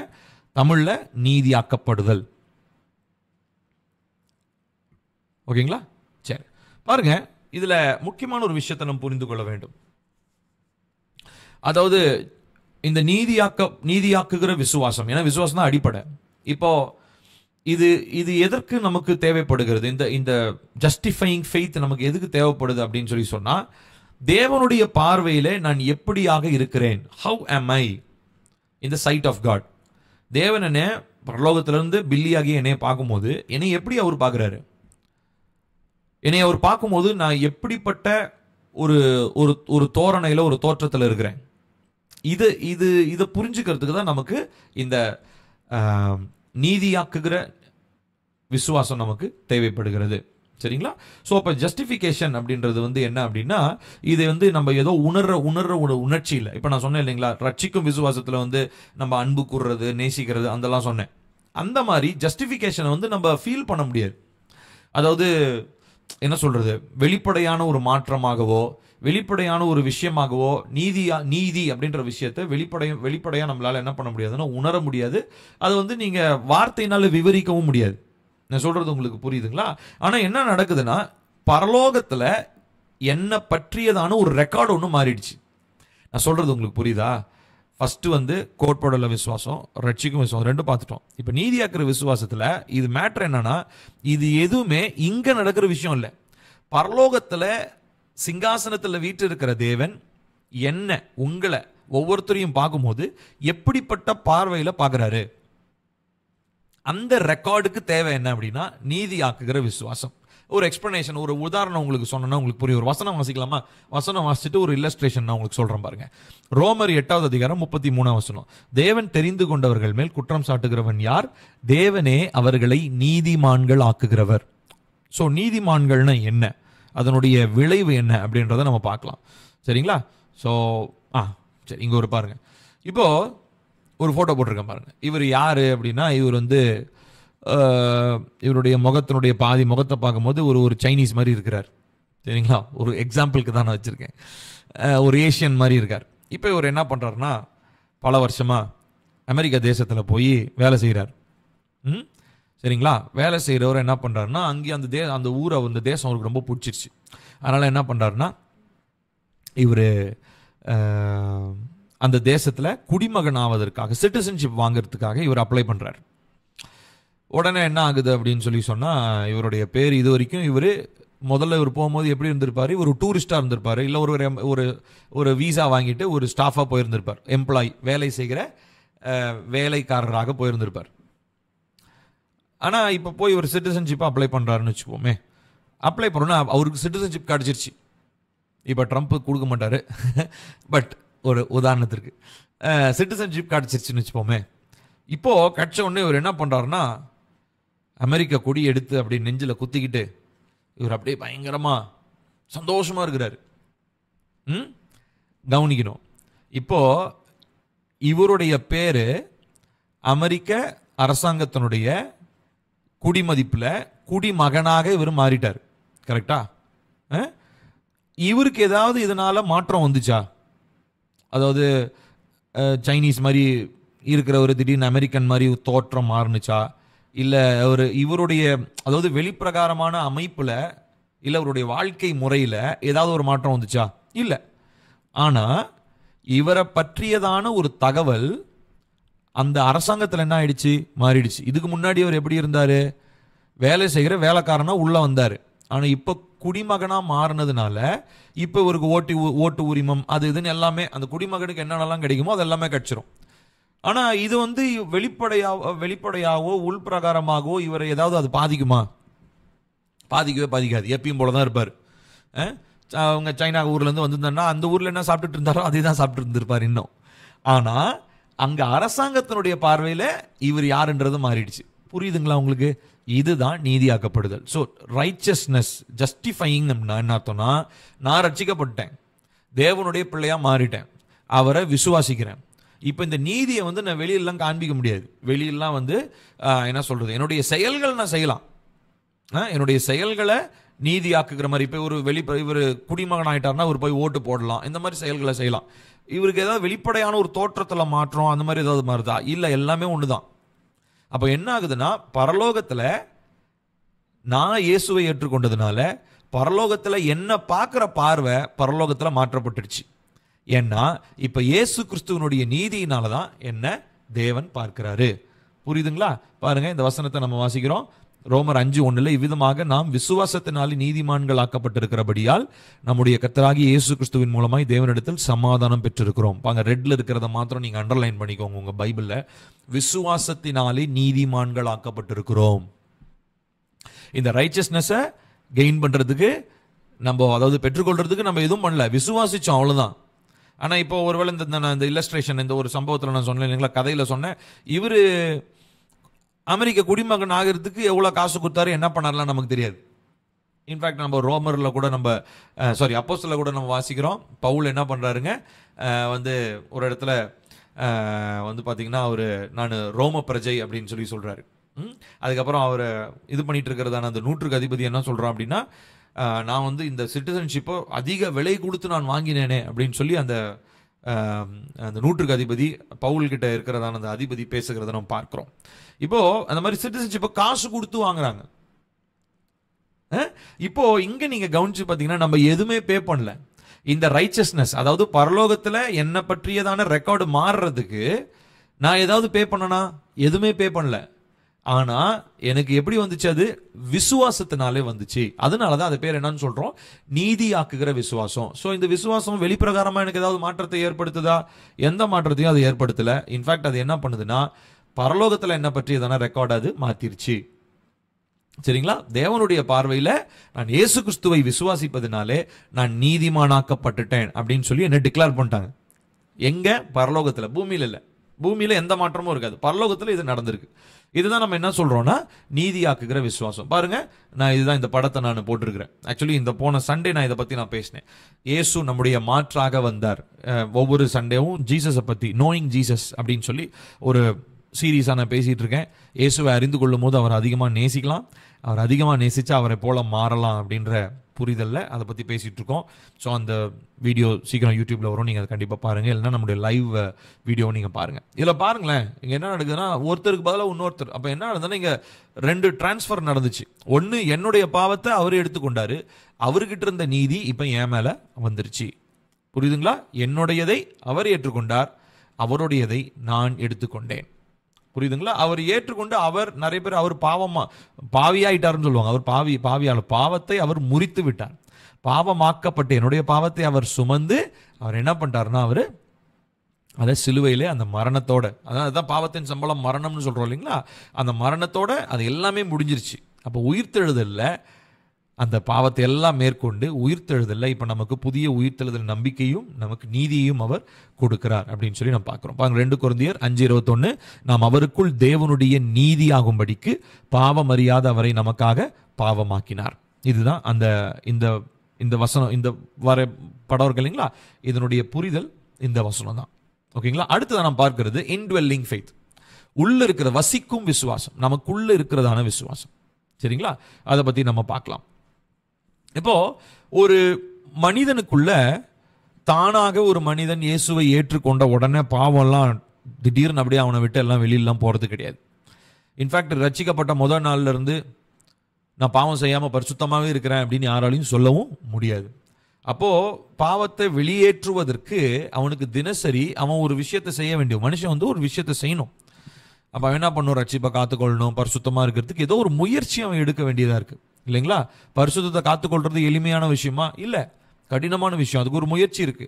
அந்த முயற்சிக்கு தான் நம்ம என்ன சொல்றோம் அப்படின்னா விசுவாசம் அப்படின்னு சொல்றோம். சரிங்களா?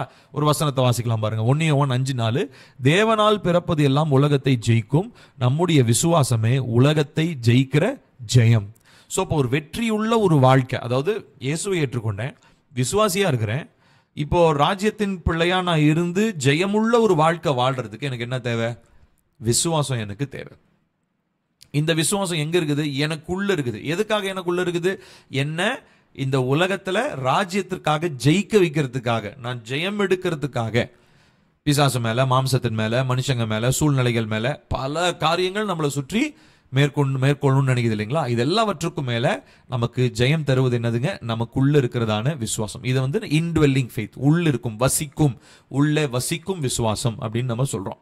சரிங்களா? ஸோ அப்போ இது இந்த இந்த வெற்றியும், ஆண்டவராக இயேசு கிறிஸ்து நம்ம பெற்றுக்கொண்ட வெற்றியும், அவரோடு கூட இருக்கிற அந்த ஐக்கியத்தையும் காத்துக்கொள்வதற்கு நமக்கு உதவி செய்வது எதுங்க? இந்த உள்ள இருக்கிறதான விசுவாசம். பாருங்க, கலாத்தியர் 2:20 வாசிக்கலாமா? கிறிஸ்துவுடனே கூட சிலுவையில் அறையப்பட்டேன், ஆயினும் பிழைத்திருக்கிறேன், இனி நான் அல்ல, கிறிஸ்துவே எனக்குள். பாருங்க, ரெட்ல ஹைலைட் பண்ணதை மட்டும் நல்லா கவனிக்கணும். கிறிஸ்துவே எனக்குள் பிழைத்திருக்கிறார் அப்படின்னா என்ன அர்த்தம்? ஜீசஸ் கிட்ட இருந்த ஃபெய்த் இப்ப எனக்குள்ள இருக்குது. கிறிஸ்துவ எனக்குள்ள வந்துட்டார், அதனால அவர்கிட்ட என்ன ஃபெய்த் இருந்ததோ அதே ஃபெய்த் இப்ப எனக்குள்ள இருக்குது. அடுத்ததா, நான் இப்பொழுது மாம்சத்தில் பிழைத்திருக்கிறதோ என்னில் அன்பு கூர்ந்து, உள்ள அவரு நேசிச்சுதான் எனக்காக தம்மை தாமே ஒப்பு கொடுத்த தேவனுடைய குமாரனை பற்றும் விசுவாசத்தினாலே பிழைத்திருக்கிறேன். இப்ப இந்த விசுவாசம் எங்க இருந்து வந்துச்சு? வெளியில இருந்து வந்துச்சு. ஆனா இப்ப எங்க வந்துருச்சு? உள்ள வந்துருச்சு. ஏன்னா இப்ப இயேசு எங்க இருக்கிறாரு? எனக்குள்ள இருக்கிறாரு. இன்ட்வெல்லிங். இப்ப இயேசு எனக்குள்ள இருக்கிறனால அவருடைய விசுவாசம் எனக்குள்ள இருக்கிறது. புரியுதுங்களா உங்களுக்கு? இப்போ பாருங்க, இந்த வெற்றியுள்ள ஒரு வாழ்க்கைக்கான ஒரு ரகசியம் என்ன தெரியுமா? ஆண்டவராகிய இயேசு கிறிஸ்துவினுடைய விசுவாசத்தை நம்ம மூலமாக வெளிப்பட செய்வது. நான் சொல்றது புரியுதுங்களா உங்களுக்கு? ஆண்டவராகிய இயேசு கிறிஸ்துவினுடைய விசுவாசத்தை என் மூலமாக நான் வெளிப்பட செய்வது. இதுதான் வெற்றியுள்ள தேவ ராஜ்யத்தினுடைய வாழ்க்கைக்கு ஒரு ரகசியமாக இருக்கிறது. நான் போட்டிருக்கேன், allowing the life of Jesus Christ to flow through us. என் மூலமாக அந்த விசுவாசம் எல்லாருக்கும் போகணும் அப்படின்றது தான் இந்த ரட்சிக்கும் இந்த வசிக்கும் விசுவாசம். சரிங்களா? அப்போ எல்லா மனுஷனுக்குமே இந்த ஆக்சஸ் இருக்குது. என்ன ஆக்சஸ்ங்க? இயேசு கிறிஸ்துவின் இடத்துல இருந்ததான விசுவாசத்தை நம்மளும் பெற்றுக்கொள்ள முடியும், நம்மளும் அதை வெளிப்படுத்த முடியும். சரிங்களா? ஆனா நம்ம பார்க்குறோம், பரலோக ராஜ்யத்தில் இன்னைக்கு அப்படி இருக்கிறாங்களா? விசுவாசிக்கிறதுக்கு தான் மக்கள் அவ்வளோ கஷ்டப்படுறாங்க. ஏன்னா வசனம் இல்லை, கோட்பாடுகள் இல்லை, உபதேசத்தை பற்றி படிக்கிறதுக்கு மனசு இல்லை, தேவனை பற்றி அறிகிற அறிவு உள்ள பெருகுனுச்சுன்னா விசுவாசம் பெருகும். விசுவாசம் பெருக ஆரம்பிச்சதுன்னா நம்ம நிச்சயமா ஜெயமுள்ள ஒரு வாழ்க்கை என்ன பண்ண முடியுங்க? வாழ முடியும். நான் சொல்றது உங்களுக்கு புரியும்னு நினைக்கிறேன். பாருங்க, இதுல பாருங்க, ரொம்ப முக்கியமா பாருங்க, 2 படத்தை நான் போட்டிருக்கிறேன். இந்த விசுவாசத்துக்கு ரொம்ப அடிப்படையானது பாருங்க, ஏஜென்ட் ஆஃப் ஃபெய்த். இந்த விசுவாசத்து ஏஜென்ட்னா யாருங்க? இங்க இருக்கிற ஒன்றை இன்னொரு இடத்துக்கு எடுத்து கொடுக்கிறவர் தான் யாரு? ஏஜென்ட். இப்போ the ஏஜென்ட் ஆஃப் ஃபெய்த், அதாவது விசுவாசத்துக்கு ஏஜென்ட்டா கிரியை செய்கிறவர், வேலை செய்கிறவர் யாருன்னா பரிசுத்த ஆவியானவர். இவர் இயேசு கிறிஸ்துவினிடத்துல இருக்கிற விசுவாசத்தை நமக்கு கொண்டு வந்து சேர்க்கிறார். இதுதான் ஏஜென்ட். அடுத்ததா the இன்ஸ்ட்ருமெண்ட் ஆஃப் ஃபெய்த்னு போட்டிருக்கோம். 2 படம் போட்டிருக்கேன். ஹோலி ஸ்பிரிட்டுக்கு பாருங்க, இந்த அப்போஸ்தலர் நடவடிக்கைகளில் நடந்த சம்பவத்தை வரைபடம் மாதிரி போட்டிருக்கேன். அப்போஸ்தலர் நிற்கிறாங்க, அவங்க தலைமையில அக்னிமயமான நாவுகள் வருகிறது. ஸோ அது ஹோலி ஸ்பிரிட். அவர் என்ன பண்றாரு? அவர் ஏஜென்ட், ஃபெய்த்துக்கு ஒரு ஏஜென்ட். அவர் ஃபெய்த்துக்கு அவர் தான் ஏஜென்ட். அடுத்ததா ஃபெய்த்துக்கு ஒரு கருவி இருக்கணும், ஒரு இன்ஸ்ட்ருமெண்ட் ஒன்று இருக்கணும். அந்த இன்ஸ்ட்ருமெண்ட் என்னதுங்க? கீழே போட்டிருக்குது, கர்த்தருடைய வார்த்தை. புரியுதுங்களா? இது 2 விஷயம் நல்லா ஞாபகம் வச்சுக்கோங்க. ஒரு மனுஷன் விசுவாசத்துல வளர்றதுக்கு 2 விஷயம் வேணும். ஒன்னு பரிசுத்த ஆவியானவர். இவர் என்னவா செயல்படுறாரு? இயேசு கிறிஸ்துவுக்குள்ள இருக்கிற விசுவாசத்தை எனக்குள்ள கொண்டு வந்து கொடுக்கிறதுக்கு ஒரு மத்தியஸ்தராக, ஏஜென்ட்டாக அவர் செயல்படுகிறார். ஓகேங்களா? ஏசப்பா கூட சொல்லுவார் இல்லைங்களா, சத்தியாவியானவர் வருவார், அவர் என்ன பண்றாருன்னா என்னில் இருக்கிறதை உங்களுக்கு போதிப்பார், எனக்குள் இருக்கிறத உங்களுக்கு எடுத்து காண்பிப்பார் அப்படின்லாம் அந்த ஹோலி ஸ்பிரிட்டினுடைய வருகையை பத்தி காஸ்பல் ஆஃப் ஜான்ல வந்து பேசும்போது அவர் சொல்வார். யோவான் சுவிசேஷத்தில் அதை பத்தி சொல்வார். இப்போ ஃபர்ஸ்ட் என்ன சொன்னேன்? ஏஜென்ட் ஆஃப் ஃபெய்த் யாருங்க? பரிசுத்த ஆவியானவர். அவர் தான் மத்தியஸ்தரா செயல்படுறாரு. அடுத்ததா 2வதா எதனுடைய அடிப்படையில் அவர் செயல். சும்மா நான் வந்து அவர் நம்மகிட்ட பேசிட்டே இல்லை, இயேசுகிட்ட கேட்டுட்டு இங்கே வந்து நம்ம காதில் ஓதிட்டுலாம் இருக்க மாட்டார். நமக்கு ஒரு இன்ஸ்ட்ருமெண்ட் வேணும், நமக்கு ஒரு ஆப்ஜெக்ட் வேணும், நமக்கு ஒரு ஒரு கருவி வேணும். அந்த கருவி தான் என்னதுங்க? கர்த்தருடைய வசனம், வார்த்தை. கர்த்தருடைய வசனம், பரிசுத்த ஆவியானவர், இவங்க ரெண்டு பேரும் இணைஞ்சுதான் ஏசப்பாக்குள்ள இருக்கிறதான அந்த விசுவாசத்தை நமக்குள்ள என்ன பண்ணுவாங்க? கொண்டு வருவாங்க. சரிங்களா?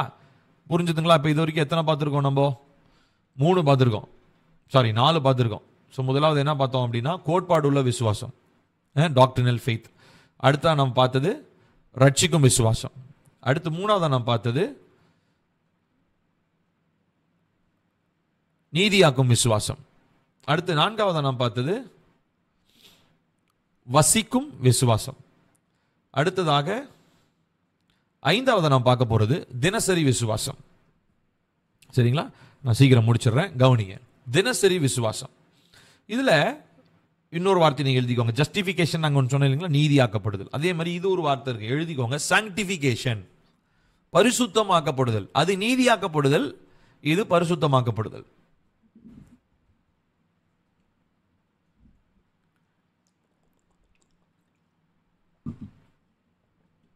சரி, பரிசுத்தமாக்கப்படுதல்னா நம்ம எப்படி புரிஞ்சுக்குவோம் அப்படின்னா, இயேசுவின் ரத்தத்தினாலே சுத்திகரிக்கப்படுறது, பரிசுத்த ஆவியானுடைய அக்கினியினுடைய சுத்திகரிப்பு, கான்சக்ரேஷன், பியூரிஃபையிங், இதெல்லாம் நம்ம பல வார்த்தைகளை நம்ம ஜெபத்தில் சொல்லி நம்ம ஜெபிப்பது உண்டு. இப்போ இந்த சாங்டிஃபிகேஷன்றது ரொம்ப முக்கியமான ஒரு விஷயம். அதை பரிசுத்தமாக்கப்படுதல். இந்த பரிசுத்தமாக்கப்படுதல் வந்து ரட்சிப்பு மாதிரி ஒரு நாளில் நடக்கிற சம்பவம் கிடையாது. அதாவது முதல் நாள் நம்ம ரட்சிக்கப்படுற அந்த மாதிரி ஒரு நாளில் நடந்து முடிந்து விடுகிற ஒரு சம்பவம் அல்ல. இதை வந்து தினந்தோறும், இது நீதியாக்கப்படுதல்ன்றது ஒன் டைம் இவெண்ட். நான் அது சொல்றேன் இல்லைங்களா, அது வந்து நம்ம இயேசுவை ஏற்றுக்கொள்ளும் பொழுது பரலோக ராஜ்யத்தில் என்னை பற்றி ரெக்கார்ட் மாறிடுச்சு. நான் வந்து ரைச்சஸ், நான் நீதிமான் அப்படின்னு சொல்லி பரலோகத்தில் என்னோட ரெக்கார்ட் மாறிடுச்சு. ஆனால் இந்த பூமியில் நான் இருக்கிற வரைக்கும் இந்த சாங்டிஃபிகேஷன், பரிசுத்தமாகுதலுக்காக நான் பிரயாசப்பட வேண்டியது அவசியம், கட்டாயம் நான் செய்யணும். புரியுதுங்களா? பாருங்க, நான் தான் போட்டிருக்கிறேன். நம்ம தேவனுக்காக விசுவாசித்து நம் தேவனுக்காக நாம் வாழும் பொழுது நம்ம என்ன பண்ணப்படுறோம்னா, நம் பிரித்தெடுக்கப்படுகிறோம். we are set apart. அதனால தான் இயேசப்பா கூட வந்து பார்த்தீங்கன்னா யோவான் 17வது அதிகாரத்தில் அந்த பிரதான ஆசாரியனுடைய ஜெபத்தை அவர் செய்யும் போது அவர் சொல்வார், நான் உலகத்தான் அல்லாதது போல இவர்களும் உலகத்தார் அல்ல. அப்படின்னா என்ன அர்த்தம்? இவங்களாம் நான் உலகத்திலேருந்து வெளியே எடுத்துட்டேன்பா, இவங்களை ரைச்சஸாக மாத்துறேன். அடுத்ததா, இவங்க உலக போக்கில் இவங்க போக போறது கிடையாது. இவங்க இப்ப சாங்டிஃபை, அதாவது பரிசுத்தமாக்கப்பட்டவர்கள், பரிசுத்தமாக்கப்பட்ட கூட்டம், பரிசுத்த ஜாதி, சொந்த ஜனம், இந்த வார்த்தையெல்லாம் வாசிச்சிருப்போம் இல்லைங்களா. இப்போ நம்ம இந்த சாங்டிஃபிகேஷன்ன்றது இது தினசரி நம்ம செய்ய வேண்டிய ஒரு செயலாக இருக்கிறது, பரிசுத்தமாக்கப்படுதல். பாருங்க, இதுல 3 விதமான பரிசுத்தமாகுதல் இருக்குது. சரிங்களா? நான் ஜஸ்ட் ஒரு அவுட்லைன் சொல்றேன், டீட்டெயிலாக நான் சொல்ல விரும்பல, பட் உங்களுக்கு வேணுன்றவங்க நீங்க மார்க் பண்ணிக்கோங்க. முதலாவது பொசிஷனல் சாங்டிஃபிகேஷன் சொல்லுவோம். பொசிஷனல் சாங்டிஃபிகேஷன்னா கல்வாரி சிலுவையிலே ஆண்டவராகிய இயேசு கிறிஸ்து நம்மை பரிசுத்தமாக்கினது. அது எப்போ நடந்துச்சு? திரும்ப திரும்ப நடக்குதா? இல்ல, ஒரே தாட்டி தான் நடந்துச்சு. அது பேர் பொசிஷனல். அடுத்ததா ப்ரோக்ரசிவ் சால்வேஷன், சாங்டிஃபிகேஷன்.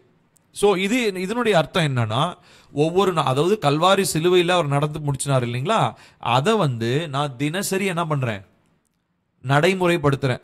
அன்னைக்கு 2000 வருஷத்துக்கு முன்னாடி அவர் கல்வாரியில் சிந்தின ரத்தத்தை ஒவ்வொரு நாளும் பயன்படுத்தி நான் சுத்திகரிக்கப்படுகிறது. இது பேர் என்னது? Progressive sanctification. ப்ரோக்ரசிவ்னா அப்படியே போய்கிட்டே இருக்கிறது, முன்னேற்ற பாதையில் போறது. அடுத்ததா போட்டிருக்கேன் பாருங்க, ஃபியூச்சர் சாங்டிஃபிகேஷன். ஃபியூச்சர்னா என்ன அர்த்தம்? எதிர்காலம். ஸோ இது இப்போ இதுல உங்களுக்கு புரிஞ்சிருக்கும். எதிர்காலம் என்னன்னா, நம்ம மரித்து பரலோகத்துக்கு போனதுக்கு அப்புறம் அங்க ஒரு ப்ராசஸ் ஆஃப் சாங்டிஃபிகேஷன் இருக்கு. நம்மளை சுத்திகரிச்சு ஆண்டவர் என்ன பண்றாருங்க, பரலோகத்துக்குள்ள இங்கேயும் சுத்திகரிப்பு நடக்குது, அங்கேயும் போகும்போது ஒரு ஃபியூச்சர் சாங்டிஃபிகேஷன் நடக்குது. அது எப்போ? தேவ சமூகத்துக்குள்ளாக நம்ம நுழையும் பொழுது. புரியுதுங்களா? ஸோ அப்போ சுத்திகரிப்பு, சாங்டிஃபிகேஷன், பரிசுத்தமாக்கப்படுதல் 3 பார்ட்ல. 1 கல்வாரியில நடந்து முடிஞ்சிருச்சு, இப்போ 2வது பார்ட் இப்போ நடந்துகிட்டு இருக்குது. அடுத்ததா 1 நம்முடைய மரணமோ தேவனுடைய வருகையோ வரும்போது பரலோக ராஜ்யத்துக்குள்ள நுழையும் போது தேவ சமூகத்துல அங்க ஒரு ப்ராசஸ் நடக்குது. அது பேர் ஃபியூச்சர் சாங்டிஃபிகேஷன் அப்படின்னு நம்ம சொல்றோம். பாருங்க, வசனத்தை வாசிக்கலாம். 2 கொரிந்தியர் 5:6, நாம் தரிசித்து நடவாமல் விசுவாசித்து நடக்கிறோம். ஸோ இது எவ்ரிடே, அதாவது தினசரி. தினசரி நான் வாழ்கிற ஆவிக்குரிய வாழ்க்கைக்கு, அந்த நடக்கைக்கு எனக்கு விசுவாசம் தான் தேவை. நான் 2 கண்ணுனால பார்க்கறவனா நான் வாழல. அதாவது வெறும் வெறும் கண்ணுன்னு சொல்ல முடியாது, தரிசித்துன்னு சொல்லும் போது அங்க பால் இம்ப்ளை பண்ற, அதாவது பால் அப்போஸ்தலனாகிய பவுல் சொல்ற ஒரு விஷயம் என்ன அப்படின்னா, சென்சஸ், என்னுடைய ஐம்புலன்கள், என்னுடைய நான் கேட்கறது, பார்க்கறது, சிந்திக்கிறது, மற்றவங்க சொல்றது, இதனுடைய அடிப்படையிலே நான் நடக்காமல் விசுவாசித்து நடக்கிறேன். காரணம் என்ன? இந்த விசுவாசம் தான் தினசரி பரிசுத்தமாக என்னை காத்து கொள்ளுகிறது. சரிங்களா? சோ அப்போ நாம இந்த மாதிரி விசுவாசித்து தினசரி நடக்கும் போது தேவன் என்ன பண்றாருன்னா நம்மளை கிருபையில வளர வைக்கிறார். சோ இந்த மாதிரி தினசரி விசுவாசம், தினசரி பரிசுத்தமாக்கப்படுதல் அப்படின்றவங்க தான் கிருபையிலே வளருகிற மனிதர்களாக இருக்க முடியும். இப்போ பாருங்க, நான் ஒரு வரைபடம் ஒன்று போட்டிருக்கேன் பாருங்க, ஒரு போட்டோ. இது என்னன்னா, ஒருத்தர் செங்கல் வச்சு கட்டடம் கட்டின்னு இருக்காரு. இப்போ நல்லா கவனிக்கணும். இப்போ ஒருத்தர், ஒரு மேசன் ஒருத்தர், கொத்தனார் ஒருத்தர் இருக்கிறாரு. அவரு எப்படிங்க செவுறு கட்டுறாரு? திடீர்னு எடுத்தோன்னு ஒரு பெரிய செவுரா தூக்கிட்டு வந்து வைக்கிறாரா? இல்ல, அவர் என்ன பண்றாருன்னா ஒவ்வொரு செங்கலா வைக்கிறார். கரெக்டு தானே? செவுருனா அப்படிதான் வரும். ஒரு பெரிய கன்ஸ்ட்ரக்ஷன் எடுத்த உடனே பெருசு பெருசெல்லாம் வராது. எப்பயுமே it starts in smaller sections, சின்ன சின்ன பகுதிகளாக அது ஆரம்பிக்கும். இப்போ பாருங்க, சின்ன சின்ன செங்கலா வச்சு அவர் என்ன பண்றாரு, ஒரு பெரிய ஒரு சுவரை அவர் எழுப்புகிறார். சரிங்களா? இப்போ இதே மாதிரி தான் நம்மளுடைய வாழ்க்கையிலையும் என்ன நடக்குதுன்னா, தேவனுடைய வார்த்தையினாலே தினமும் நாம் விசுவாசத்தில் வளர்கிறோம். பாருங்க, இந்த வசனம் போட்டிருக்கேன், டக்குன்னு அதை எழுதிக்கோங்க, நம்ம முடிக்க போகிறோம். எழுதுறவங்க தயவு செஞ்சு எழுதிக்கோங்க. சரியா? ஒரு சில பாயிண்ட்ஸ்லாம் நான் போடுறேன். தேவனுடைய வார்த்தையினால் தினமும் நாம் விசுவாசத்தில் வளர்கிறோம். அப்போ இப்போ நான் உங்களுக்கு கேட்கணும், இந்த பைபிள் ரீடிங் பற்றி நான் சொல்றேன். நீங்கள் எல்லாருமே பைபிள் தினசரி வாசிக்கிறீங்க, அதை படிக்கிறீங்கன்னு நான் நம்புகிறேன். படிக்கிறீங்களா? ஹேண்ட்ஸ்அப் தருவீங்களா? பைபிள் படிக்கிறீங்களா? சூப்பர் சூப்பர், வேகமாக கை தூக்குறீங்க. Thank you thank you, God bless you. Thank you thank you. So நான் எதுக்காக நான் சொல்ல வரேன்? Thank you thank you. ஸோ நான் எதுக்காக நான் சொல்ல வரேன்னா, தேவனுடைய வார்த்தை வாரத்துக்கு ஒருக்க, மாசத்துக்கு ஒருக்க இப்படி படிக்கும்போது விசுவாசத்தில் நம்ம வளர முடியாது. அதனால சொன்னேன் இல்லைங்களா, இது ஒவ்வொரு செங்கலை கொண்டு வந்து வச்சு கட்டுற மாதிரி. ஸோ ஒவ்வொரு செங்கலா வச்சு கட்ட கட்ட கட்ட தான் ஒரு பெரிய ஒரு சுவரை நம்மளால பார்க்க முடியும். அதே மாதிரி தான் தினசரி தேவனுடைய வார்த்தையில நம்ம தேவனுடைய வார்த்தையை வாசிக்கும் போது விசுவாசத்தில் வளர்றோம். சங்கீதம் 1:1-3. அடுத்ததா, ரெண்டாவதா, தேவனுடைய போதனைகளை தினமும் பின்பற்றுவதனால் நாம் விசுவாசத்தில் வளர்கிறோம். ரொம்ப முக்கியம். ஸோ ஃபர்ஸ்ட் தினசரி வசனத்தை வாசிக்கிறோம். இதை எல்லாமே டெய்லி நல்லா ஞாபகம் வச்சுக்கணும். இது அக்கேஷனலா, ஒன்ஸ் இன் அ வைல், மாசத்துக்கு ஒருக்கா, வாரத்துக்கு ஒருக்கா, சர்ச்சுக்கு போறப்ப மட்டும், பைபிள் ஸ்டடி அப்ப மட்டும் இல்லை, எப்பயுமே தேவனுடைய போதனைகளை எப்பொழுதும் பின்பற்றும் பொழுது விசுவாசத்துல நம்ம வளர்கிறோம். டெய்லி ஃபெய்த்ல நம்ம வளர்றோம். சரிங்களா?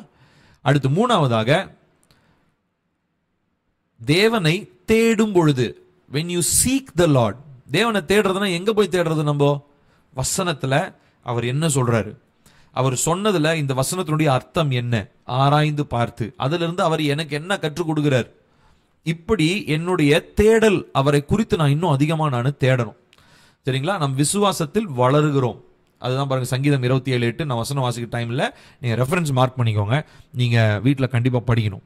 சரிங்களா? அப்போ தினமும் தேவனை நாம் தேடும் பொழுது நாம் விசுவாசத்திலே நம்ம வளருகிறோம். அடுத்ததா பாருங்க, தினமும் நம்முடைய பாவங்களை தேவனிடத்தில் அறிக்கை செய்வதனால் விசுவாசத்தில் வளருகிறோம். Daily confession of our sins. நம்முடைய பாவங்களை தினசரி அறிக்கை செய்யணும். நம்ம எல்லாருக்கும் தெரிஞ்ச வசனம் தான், நம்மிடத்துல பாவம் இல்லை என்போமானால் நம்மை நாமே வஞ்சிக்கிறவர்களாக இருப்போம் அப்படின்னு சொல்லி அப்போஸ்தலனாகிய யோவான் சொல்றார். இப்போ இங்க நம்ம வாசிக்கிறோம், தினமும் நம்முடைய பாவங்களை தேவனிடத்தில் அறிக்கை செய்யும் பொழுது. இது டெய்லி நடக்கணும். ஸோ இப்போ 3 காரியங்களா பார்த்துருக்கோம். முதலாவது, தேவனுடைய வார்த்தையை தினமும் வாசிக்கும் போது. ரெண்டாவதா, தேவனுடைய போதனைகளை தினமும் பின்பற்றும் போது. மூணாவதா, தேவனை தினமும் தேடும் போது. நான்காவதாக, பாவங்களை தினமும் அறிக்கை செய்யும் போது. ஐந்தாவதாக, தினமும் நம்மை முழுவதுமாய் அர்ப்பணிக்கும் போது விசுவாசத்தில் வளர்கிறோம். இதெல்லாமே one day at a time, ஒவ்வொரு நாளும் கொஞ்சம் கொஞ்சமாக கட்டுறோம். ஸோ அதனால தான் கிறிஸ்டியன் லைஃப்ல நமக்கு என்ன தெரியுங்களா ரொம்ப ரொம்ப அவசியம்? கன்சிஸ்டன்சின்னு சொல்லுவாங்க. அந்த வார்த்தையை கேட்டிருக்கிறீங்களா? கன்சிஸ்டன்சின்னு என்ன அர்த்தம்? தொடர்ச்சியாக, விடாமல் தொடர்ச்சியாக நம்ம இருக்கிறது. இந்த கன்சிஸ்டன்ட் கிறிஸ்டியன் லைஃப் தான் ரொம்ப ரொம்ப முக்கியங்க. இன்னைக்கு ரொம்ப சாட்சி இழந்து போன, விசுவாசம் இழந்து போன மக்களை நம்ம சமுதாயத்தில் நம்ம பார்க்குறோம் இல்லையா, கிறிஸ்டின் பீப்புளை பார்க்குறோம் இல்லைங்களா. காரணம் என்ன தெரியுங்களா? People have lost consistency. அவங்களிடத்துல அந்த தொடர்ச்சியா தேவனுக்கு எந்த காரியத்தை செஞ்சாலும் அதுல ஒரு கன்சிஸ்டன்சி இல்லை. ஜபத்தை நான் எப்பயோ ஆடிக்கு ஒருக்கா அமாவாசைக்கு ஒருக்கா பண்றது, பைபிள் வாசிப்பா எப்பயாவது ஒருக்கா பைபிள் ஸ்டடியிலையும் ஞாயிற்றுக்கிழமையும் பண்றது. அப்போ கன்சிஸ்டன்சி இல்லாததுனால, தினசரி அந்த செயலை செய்யாததுனால விசுவாசத்திலே குறைந்து போனவர்களாக இருக்கிறாங்க. ஸோ அப்போ அர்ப்பணிக்கிறது, ரோமர் 12:1 நம்ம எல்லாருக்கும் தெரியும், நம்முடைய சரீரத்தை ஜீவ பலியாக நம்ம ஒப்பு கொடுக்கணும். அப்போ அது தினசரி அது நடக்கணும். என்னுடைய சரீரத்தை, அவயவங்களை தினசரி ஒப்பு கொடுக்கணும். எனக்கு ஒரு அருமையான ஒரு ஊழியக்காரர் ஒரு ஆலோசனை சொன்னார். நான் வாலிப நாட்கள் இருக்கும்போது அவர் அந்த ஆலோசனையை நான் எப்பயுமே அதை நான் செய்வேன். அது நிறைய நேரங்களில் அந்த ஆலோசனை என்னை பலவிதமான பாவங்களிலிருந்து என்னை காத்து கொண்டது. அதில் அவர் என்ன தெரியுங்களா சொன்னார் எனக்கு? அவர் செஞ்ச ஒரு காரியம், அவர் வாலிப நாட்கள் இருக்கும்போது அவர் குளிக்கும் போது, குளிப்பார் இல்லையா, ஏர்லி மார்னிங் போய் அவர் வேலைக்கு போகிறதுக்கு முன்னாடி குளிக்கும் போது அவர் என்ன பண்ணுவாராம், ஒவ்வொரு உறுப்பாக கை வைப்பாராம். தலை, கை, கால், வயிற்று பகுதி, இடுப்பு பகுதி, எல்லா உறுப்புலையும் கை வச்சு அவர் சொல்லுவாராம், இந்த உறுப்பை உங்களுடைய பலிபீடத்தில் நான் பலியாக நான் வச்சிட்றேன் அப்படின்னு வரான். அது அது எவ்வளோ ஆழமான அர்த்தமுள்ள ஒரு காரியம் பாருங்க. அதாவது ஒட்டுமொத்தமாக என் சரீரத்தை நான் ஜீவ பலியாக கொடுக்குறேன்றது வேற. ஆனால் அவர் குளிக்கும் போது அவர் அந்த செயலை செய்வார். அவர் என்கிட்ட நான் வாலிப நாட்களில் இருக்கும்போது அவரை நான் சந்தித்தேன், அந்த ஊழியக்காரரை. அப்போ அவர் எனக்கு சொன்னார், நீ இதை செய், உன் கண்ணு, காது, தலை, மூளைப்பகுதி, தொண்டை, இருதயம், எல்லா உறுப்பு மேலேயும் கையை வச்சு ஒரு ப்ரேயர். எங்கள் பாத்ரூமில் தான் பண்ணுவார் அவர். அஃப்கோர்ஸ் வெளியில் ப்ரேயர் இருக்கும். பட் நான் எதுக்கு சொல்கிறேன்னா, அந்த சரீரத்தினுடைய அவயவங்கள் எல்லாமே ஜீவ பலியை ஒப்பு கொடுத்துட்டோம்னா அந்த அவயவங்களில் தோணுகிறதான சரீர இச்சைகளுக்கு, உலக பிரகாரமான அந்த அழிவுக்குரிய காரியங்களுக்கு நீ என்ன பண்ண மாட்ட, விலை போக மாட்ட, நீ எஸ்கேப் ஆகிட முடியும் அப்படின்னு சொல்லி ஒரு அழகான ஒரு ஆலோசனையை கொடுத்தார். பல நேரங்களில் நான் செஞ்சுருக்கிறேன். அஃப்கோர்ஸ் என்னால் டெய்லி அதால் செய்ய முடியாமல் இருந்த நாட்கள். இப்போ நான் தினசரி நான் செய்கிறேன், இன்னமும் நான் அதை செய்கிறேன். ஆனால் வாலிப நாட்களில் அது எனக்கு நிறைய பலவிதமான பாவ கிரியைகளிலிருந்து என்னை அந்த அந்த அந்த அந்த ஜெபம், அந்த ஒரு ப்ரொஃபட்டிக்கல் நினைக்கிறேன். அது எப்படி எனக்கு சொல்றதுன்னு எனக்கு தெரியல. அந்த ஒரு செயல் என்னை பல நேரங்களில் என்னை பலவிதமான பாவங்களிலிருந்து என்னை காப்பாற்றி இருக்கிறது. ஸோ அதனால ஆண்டவர் உங்களுக்கு உணர்த்தினார்னா கண்டிப்பாக நீங்கள் செய்யுங்க. ஏன்னா நம்முடைய சரீரம்ன்றது ரொம்ப முக்கியமானது. அர்ப்பணிக்கிறதுன்ற ப்ராசஸ் ரொம்ப ரொம்ப அத்தியாவசியம். கண்கள், நம்ம எல்லாத்து மேலேயும் கை வச்சு ஜெபம் பண்ணணும். இது உங்கள் பலிபீடத்தில் நான் வச்சிடுறேன், என் மூளை பகுதியை வச்சிடுறேன், என் கையை வச்சிடுறேன், என் இடுப்பகுதியை வைக்கிறேன், என் முழங்காலை வைக்கிறேன், என் காலை வைக்கிறேன், எல்லாமே என் சரீரம் முழுசுமே உங்களுக்கு ஜீவ பலியாக வச்சிடுறேன். ஸோ எதுக்காக? நான் உங்களுக்கு பலியாக மாறிடுறேன். ஏன்னா உங்கள் மேலே இருக்கிற விசுவாசத்தில் நான் வளரணும். ஸோ அதன் தினமும் நம்மை முழுவதுமாய் அர்ப்பணிக்கும் போது. அடுத்து 6வதாக, தொடர்ச்சியாக தேவனோடு தொடர்பில் இருக்கும்போது நாம் விசுவாசத்தில் வளர்கிறோம். தொடர்ச்சியாக தொடர்பில் இருக்கிறது ரொம்ப ரொம்ப முக்கியமானது. சரிங்களா? தொடர்ச்சியாக தொடர்பில் இருப்பது. எப்படிலாம் தொடர்ச்சியாக தொடர்பில் இருக்கிறோம் பாருங்க. நான் கிரீன் கலர்ல போட்டிருக்கேன் பாருங்க. என்ன போட்டிருக்கு? ஜெபம், வேத வாசிப்பு, விசுவாசிகளின் ஐக்கியம், திருவிருந்து. 4 காரியம். இது கான்ஸ்டன்டா நம்மள ஏசப்பாவோட அடையாளப்படுத்திக்கிட்டே இருக்கும். புரியுதுங்களா? உங்களை எப்பயுமே ஆண்டவரோட கூட நீங்க என்ன பண்ணிடணும்னா ஐடென்டிஃபை பண்ணிட்டே இருக்கணும். இவர் யாரு? இவர் இயேசுக்கு சொந்தமானவருங்க. இவர் யாரு? இவர் ஏசப்பா பத்தி பேசுறவருங்க. இவர் யாரு? இவர் ஏசப்பாவுடைய சீசனுங்க. ஸோ நம்மளை பார்த்தாலே அவங்களுக்கு ஜீசஸ் தான் ஞாபகம் வரணும். அந்த அளவுக்கு நம்ம தேவனோடு தொடர்பு பட்டுறணும். எப்படி தேவனோடு தொடர்பு பட முடியும்? இந்த 4 விஷயம். தினசரி ஐக்கியம் கொண்டுறணும், அவரோடு கூட தொடர்பில் இருக்கணும். ஜெபம், வேத வாசிப்பு, விசுவாசிகளின் ஐக்கியம், திருவிருந்து. அதனால தான் இப்போ ரீசெண்டாக கூட நான் திருவிருந்து பற்றி நம்ம சர்ச்சில் நான் பேசியிருக்கேன். மேபி வர்ற நாட்களில் நம்ம அதை பற்றி நான் இன்னும் டீட்டெயிலாக நான் உங்களோட பேசுகிறேன். சரிங்களா? ஸோ தினசரி திருவிருந்து நம்ம எடுக்கணும். சரிங்களா? தினசரி நம்ம எடுக்கணும். கையில் என்ன இருக்குதோ, அது பிஸ்கெட்டாக இருக்கலாம், எதாக இருக்கலாம், அது இயேசுவே உடைய சரீரம். இந்த பக்கம் ஒரு தண்ணி, வெறும் தண்ணி, பச்சை தண்ணி, இயேசப்பா இது உடைய ரத்தம், உட்கொள்ளுங்க. சரிங்களா? நம்ம அடையாளப்படுத்துகிறோம். ஸோ நம்ம அடையாளப்படுத்தும் போது என்ன நடக்குதுன்னா, பிசாசுனால நம்மளை தொட முடியாது. நம்ம தேவனுக்கு உரியவர்கள்ன்ற ஒரு சிந்தை நமக்குள்ள வந்துடும். விசுவாசத்தில் நம்மளால தெளிவாக வளர முடியும். புரியுதுங்களா? ஸோ தொடர்ச்சியாக தேவனோடு தொடர்பில் இருக்கும்போது நம் விசுவாசத்தில் வளர்கிறோம். அடுத்ததாக, தினமும் நாம் எதிர்கொள்ளும் சவாலான சூழ்நிலைகளில் நம் விசுவாசத்தில் வளர்கிறோம். ரொம்ப இது யாருக்குமே வேண்டவே வேணாம்னு நம்ம நினைப்போம். இதுக்கு முன்னாடி இருக்கிறதெல்லாம் கூட ஓகேங்க, சவாலே இல்லாம ஸ்மூத்தான ஒரு வாழ்க்கை வேணுங்க அப்படின்னா விசுவாசத்தில் வளரவே முடியாது. சாரி, விசுவாசத்தில் வளரணும்னா நமக்கு என்ன வேணுங்க? சவால்களை நம்ம எதிர்கொள்ளுகிற சூழ்நிலைகளை கர்த்தர் அனுமதிப்பார். ஸோ அந்த சூழ்நிலைகளை தான் நம்ம விசுவாசத்தில் வளர முடியும். சரிங்களா? ஸோ கடைசியாக, விசுவாசம் என்னும் வரம், இது ஒரு கிஃப்ட். சரிங்களா? அதை நம்ம ரொம்ப ஆர்வமாக நம்ம தேடணும். பாருங்க, 1 கொரிந்தியர் 12:9 வாசிக்கிறோம். வேறொருவனுக்கு அந்த ஆவினாலே விசுவாசமும், வேறொருவனுக்கு அந்த ஆவினாலே குணமாக்கும் வரங்களும். பலவிதமான வரங்கள்ல விசுவாசம்ன்றது வரமாக போடப்பட்டிருக்கிறது. பாருங்க, அதே இது பார்த்தீங்கன்னா கலாத்தியர்ல ஆவியின் கனியிலையும் அது விசுவாசம் போடப்பட்டிருக்கு. பாருங்க, ஆவியின் கனி நமக்கு தெரியும் இல்லையா? 5வது கலாத்தியர் 5:22-23.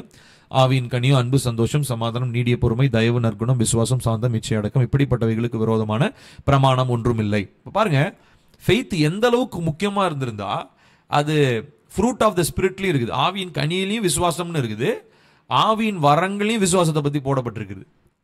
அப்ப விசுவாசம்ன்றது ஒரு அன்டினயபிளி அன்மூவிங் ஃபேக்டர்னு சொல்லலாம்.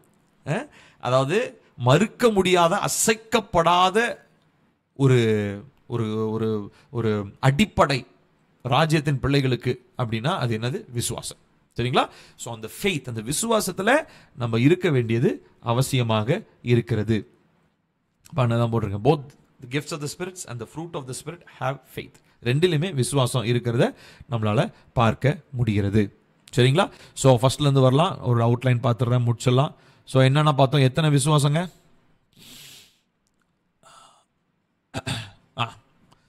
முதலாவது பார்த்தோம், கோட்பாடு உள்ள விசுவாசம், டாக்ட்ரினல் ஃபெய்த். இது என்னதுங்க? தேவனை நாம் விசுவாசிக்கிறவர் இன்னார் என்று அறிவேன். அப்புறம் அவரை பற்றி அறிந்து கொள்றதுக்கு கோட்பாடுகள், உபதேசங்களை தெரிந்து கொள்றோம். அடுத்து ரெண்டாவதா ரட்சிக்கும் விசுவாசம். இந்த ரட்சிப்பு எங்க நடக்குது? ஆத்துமாவில் நடக்குது. ஆத்துமாவில் என்ன நடக்குது? சித்தம், சிந்தை, உணர்வுகள்னு சொன்னேன். அந்த மூணுலையுமே ஒரு மாற்றம் நடக்குதுன்னு சொல்லி சொன்னேன், ரட்சிக்கும் விசுவாசத்தினால. அடுத்ததான் நீதியாக்கும் விசுவாசம். இது என்னது? இது இங்க வெளிப்படையா தெரிகிற விஷயம் இல்லை, இது பரலோகத்துல என்ன குறிச்சு ஏற்பட்டதான ஒரு மாற்றம். இது ஒரு தடவை தான் நடக்குது, நீதியாக்கப்படுதல். எப்போ? இயேசு கிறிஸ்துவை நான் விசுவாசிக்க ஆரம்பிக்கும் போது. அடுத்ததா நான்காவதா இன்டுவெல்லிங் ஃபெய்த். இது எனக்குள்ள இருந்து என்ன பண்ணுதுன்னா, தேவன் விரும்புகிற மாற்றத்தை எனக்குள்ளாக இருந்து ஏற்படுத்துகிறது. அடுத்தது தினசரி விசுவாசம். இதை பத்தி என்ன சொன்னோம்? சாங்டிஃபிகேஷன். ஞாபகம் இருக்குங்களா? பரிசுத்தமாக்கப்படுதல்னு சொன்னோம். அப்போ எப்படிலாம் பரிசுத்தமாக்கப்படுதல், எப்படிலாம் நம்ம பரிசுத்தத்தை காத்துக்கொண்டு எப்படிலாம் பரிசுத்தத்தில் தினந்தோறும் வளர முடியுன்றதுக்கு ஒரு 7 விஷயத்தை நான் சொன்னேன். தினந்தோறும் வார்த்தையில் வளருது, ஐக்கியம் கொள்றது, இதெல்லாம் நான் சொன்னேன். அதெல்லாம் நீங்கள் நோட் பண்ணியிருப்பீங்கன்னு நினைக்கிறேன். இன்கேஸ் நான் இன்னைக்கு நடத்தினது கொஞ்சம் வேகமாக இருந்ததுன்னா, ஏன்னா நான் இது ரொம்ப டீட்டெயிலாக நடத்தினா 2 மணி நேரம் போயிருக்கும். சரிங்களா? ஸோ அதனால தான் நான் கொஞ்சம் வேகமாக போன மாதிரி இருந்தது. ஸோ அதனால் நோட்ஸ் எடுக்க முடியாதவங்க நீங்கள் தயவு செஞ்சு இந்த ரெக்கார்டட் வீடியோவை நீங்கள் திரும்ப பாருங்கள். சரி, ரெக்கார்ட் பண்ணி நான் அப்லோட் பண்ணிட்டு லிங்க் அனுப்புகிறேன் இல்லைங்களா? அந்த வீடியோவை நீங்கள் திரும்ப பாருங்கள். நோட்ஸ் நிறுத்தி நிதானமாக பாஸ் பண்ணி நீங்கள் அந்த நோட்ஸை நீங்கள் எடுத்துக்கலாம். அடுத்தது கடைசியாக, விசுவாசம் என்பது வரம். அப்போ அதற்காக ஒருவேளை விசுவாசத்தில் குறைவுள்ளவங்களா இருந்தால் நம்ம அதற்காக தேவனிடத்தில் கேட்கணும். வரங்களை கேட்கும் போது நம்ம என்ன பண்ணுறோம்? பெற்றுக்கொள்கிறோம். அதே மாதிரி வசனத்தை வாசிக்கும் போது நமக்குள்ள விசுவாசம் பெருகுகிறதா இருக்கிறது. சரிங்களா? ஸோ அதனால இதோட நமக்கு இந்த விசுவாசத்தின் டாபிக் முடியுது. ஸோ இந்த வாரத்துக்குரிய ஹோம்ஒர்க் நான் உங்களுக்கு போடுறேன், இதை எழுதிக்கோங்க. தமிழ்லேயே போட்டேன். லாஸ்ட் டைம் இங்கிலீஷில் போட்டிருந்தேன், நிறைய பேர் கொஞ்சம் கஷ்டமாக இருந்தது. நான் தமிழ்லேயே போட்டேன், எழுதிக்கோங்க.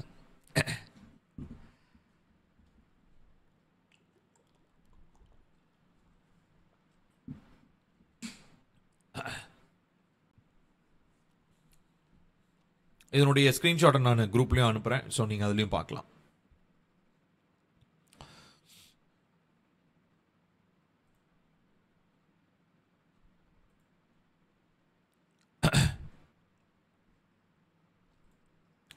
எழுதிட்டீங்களா?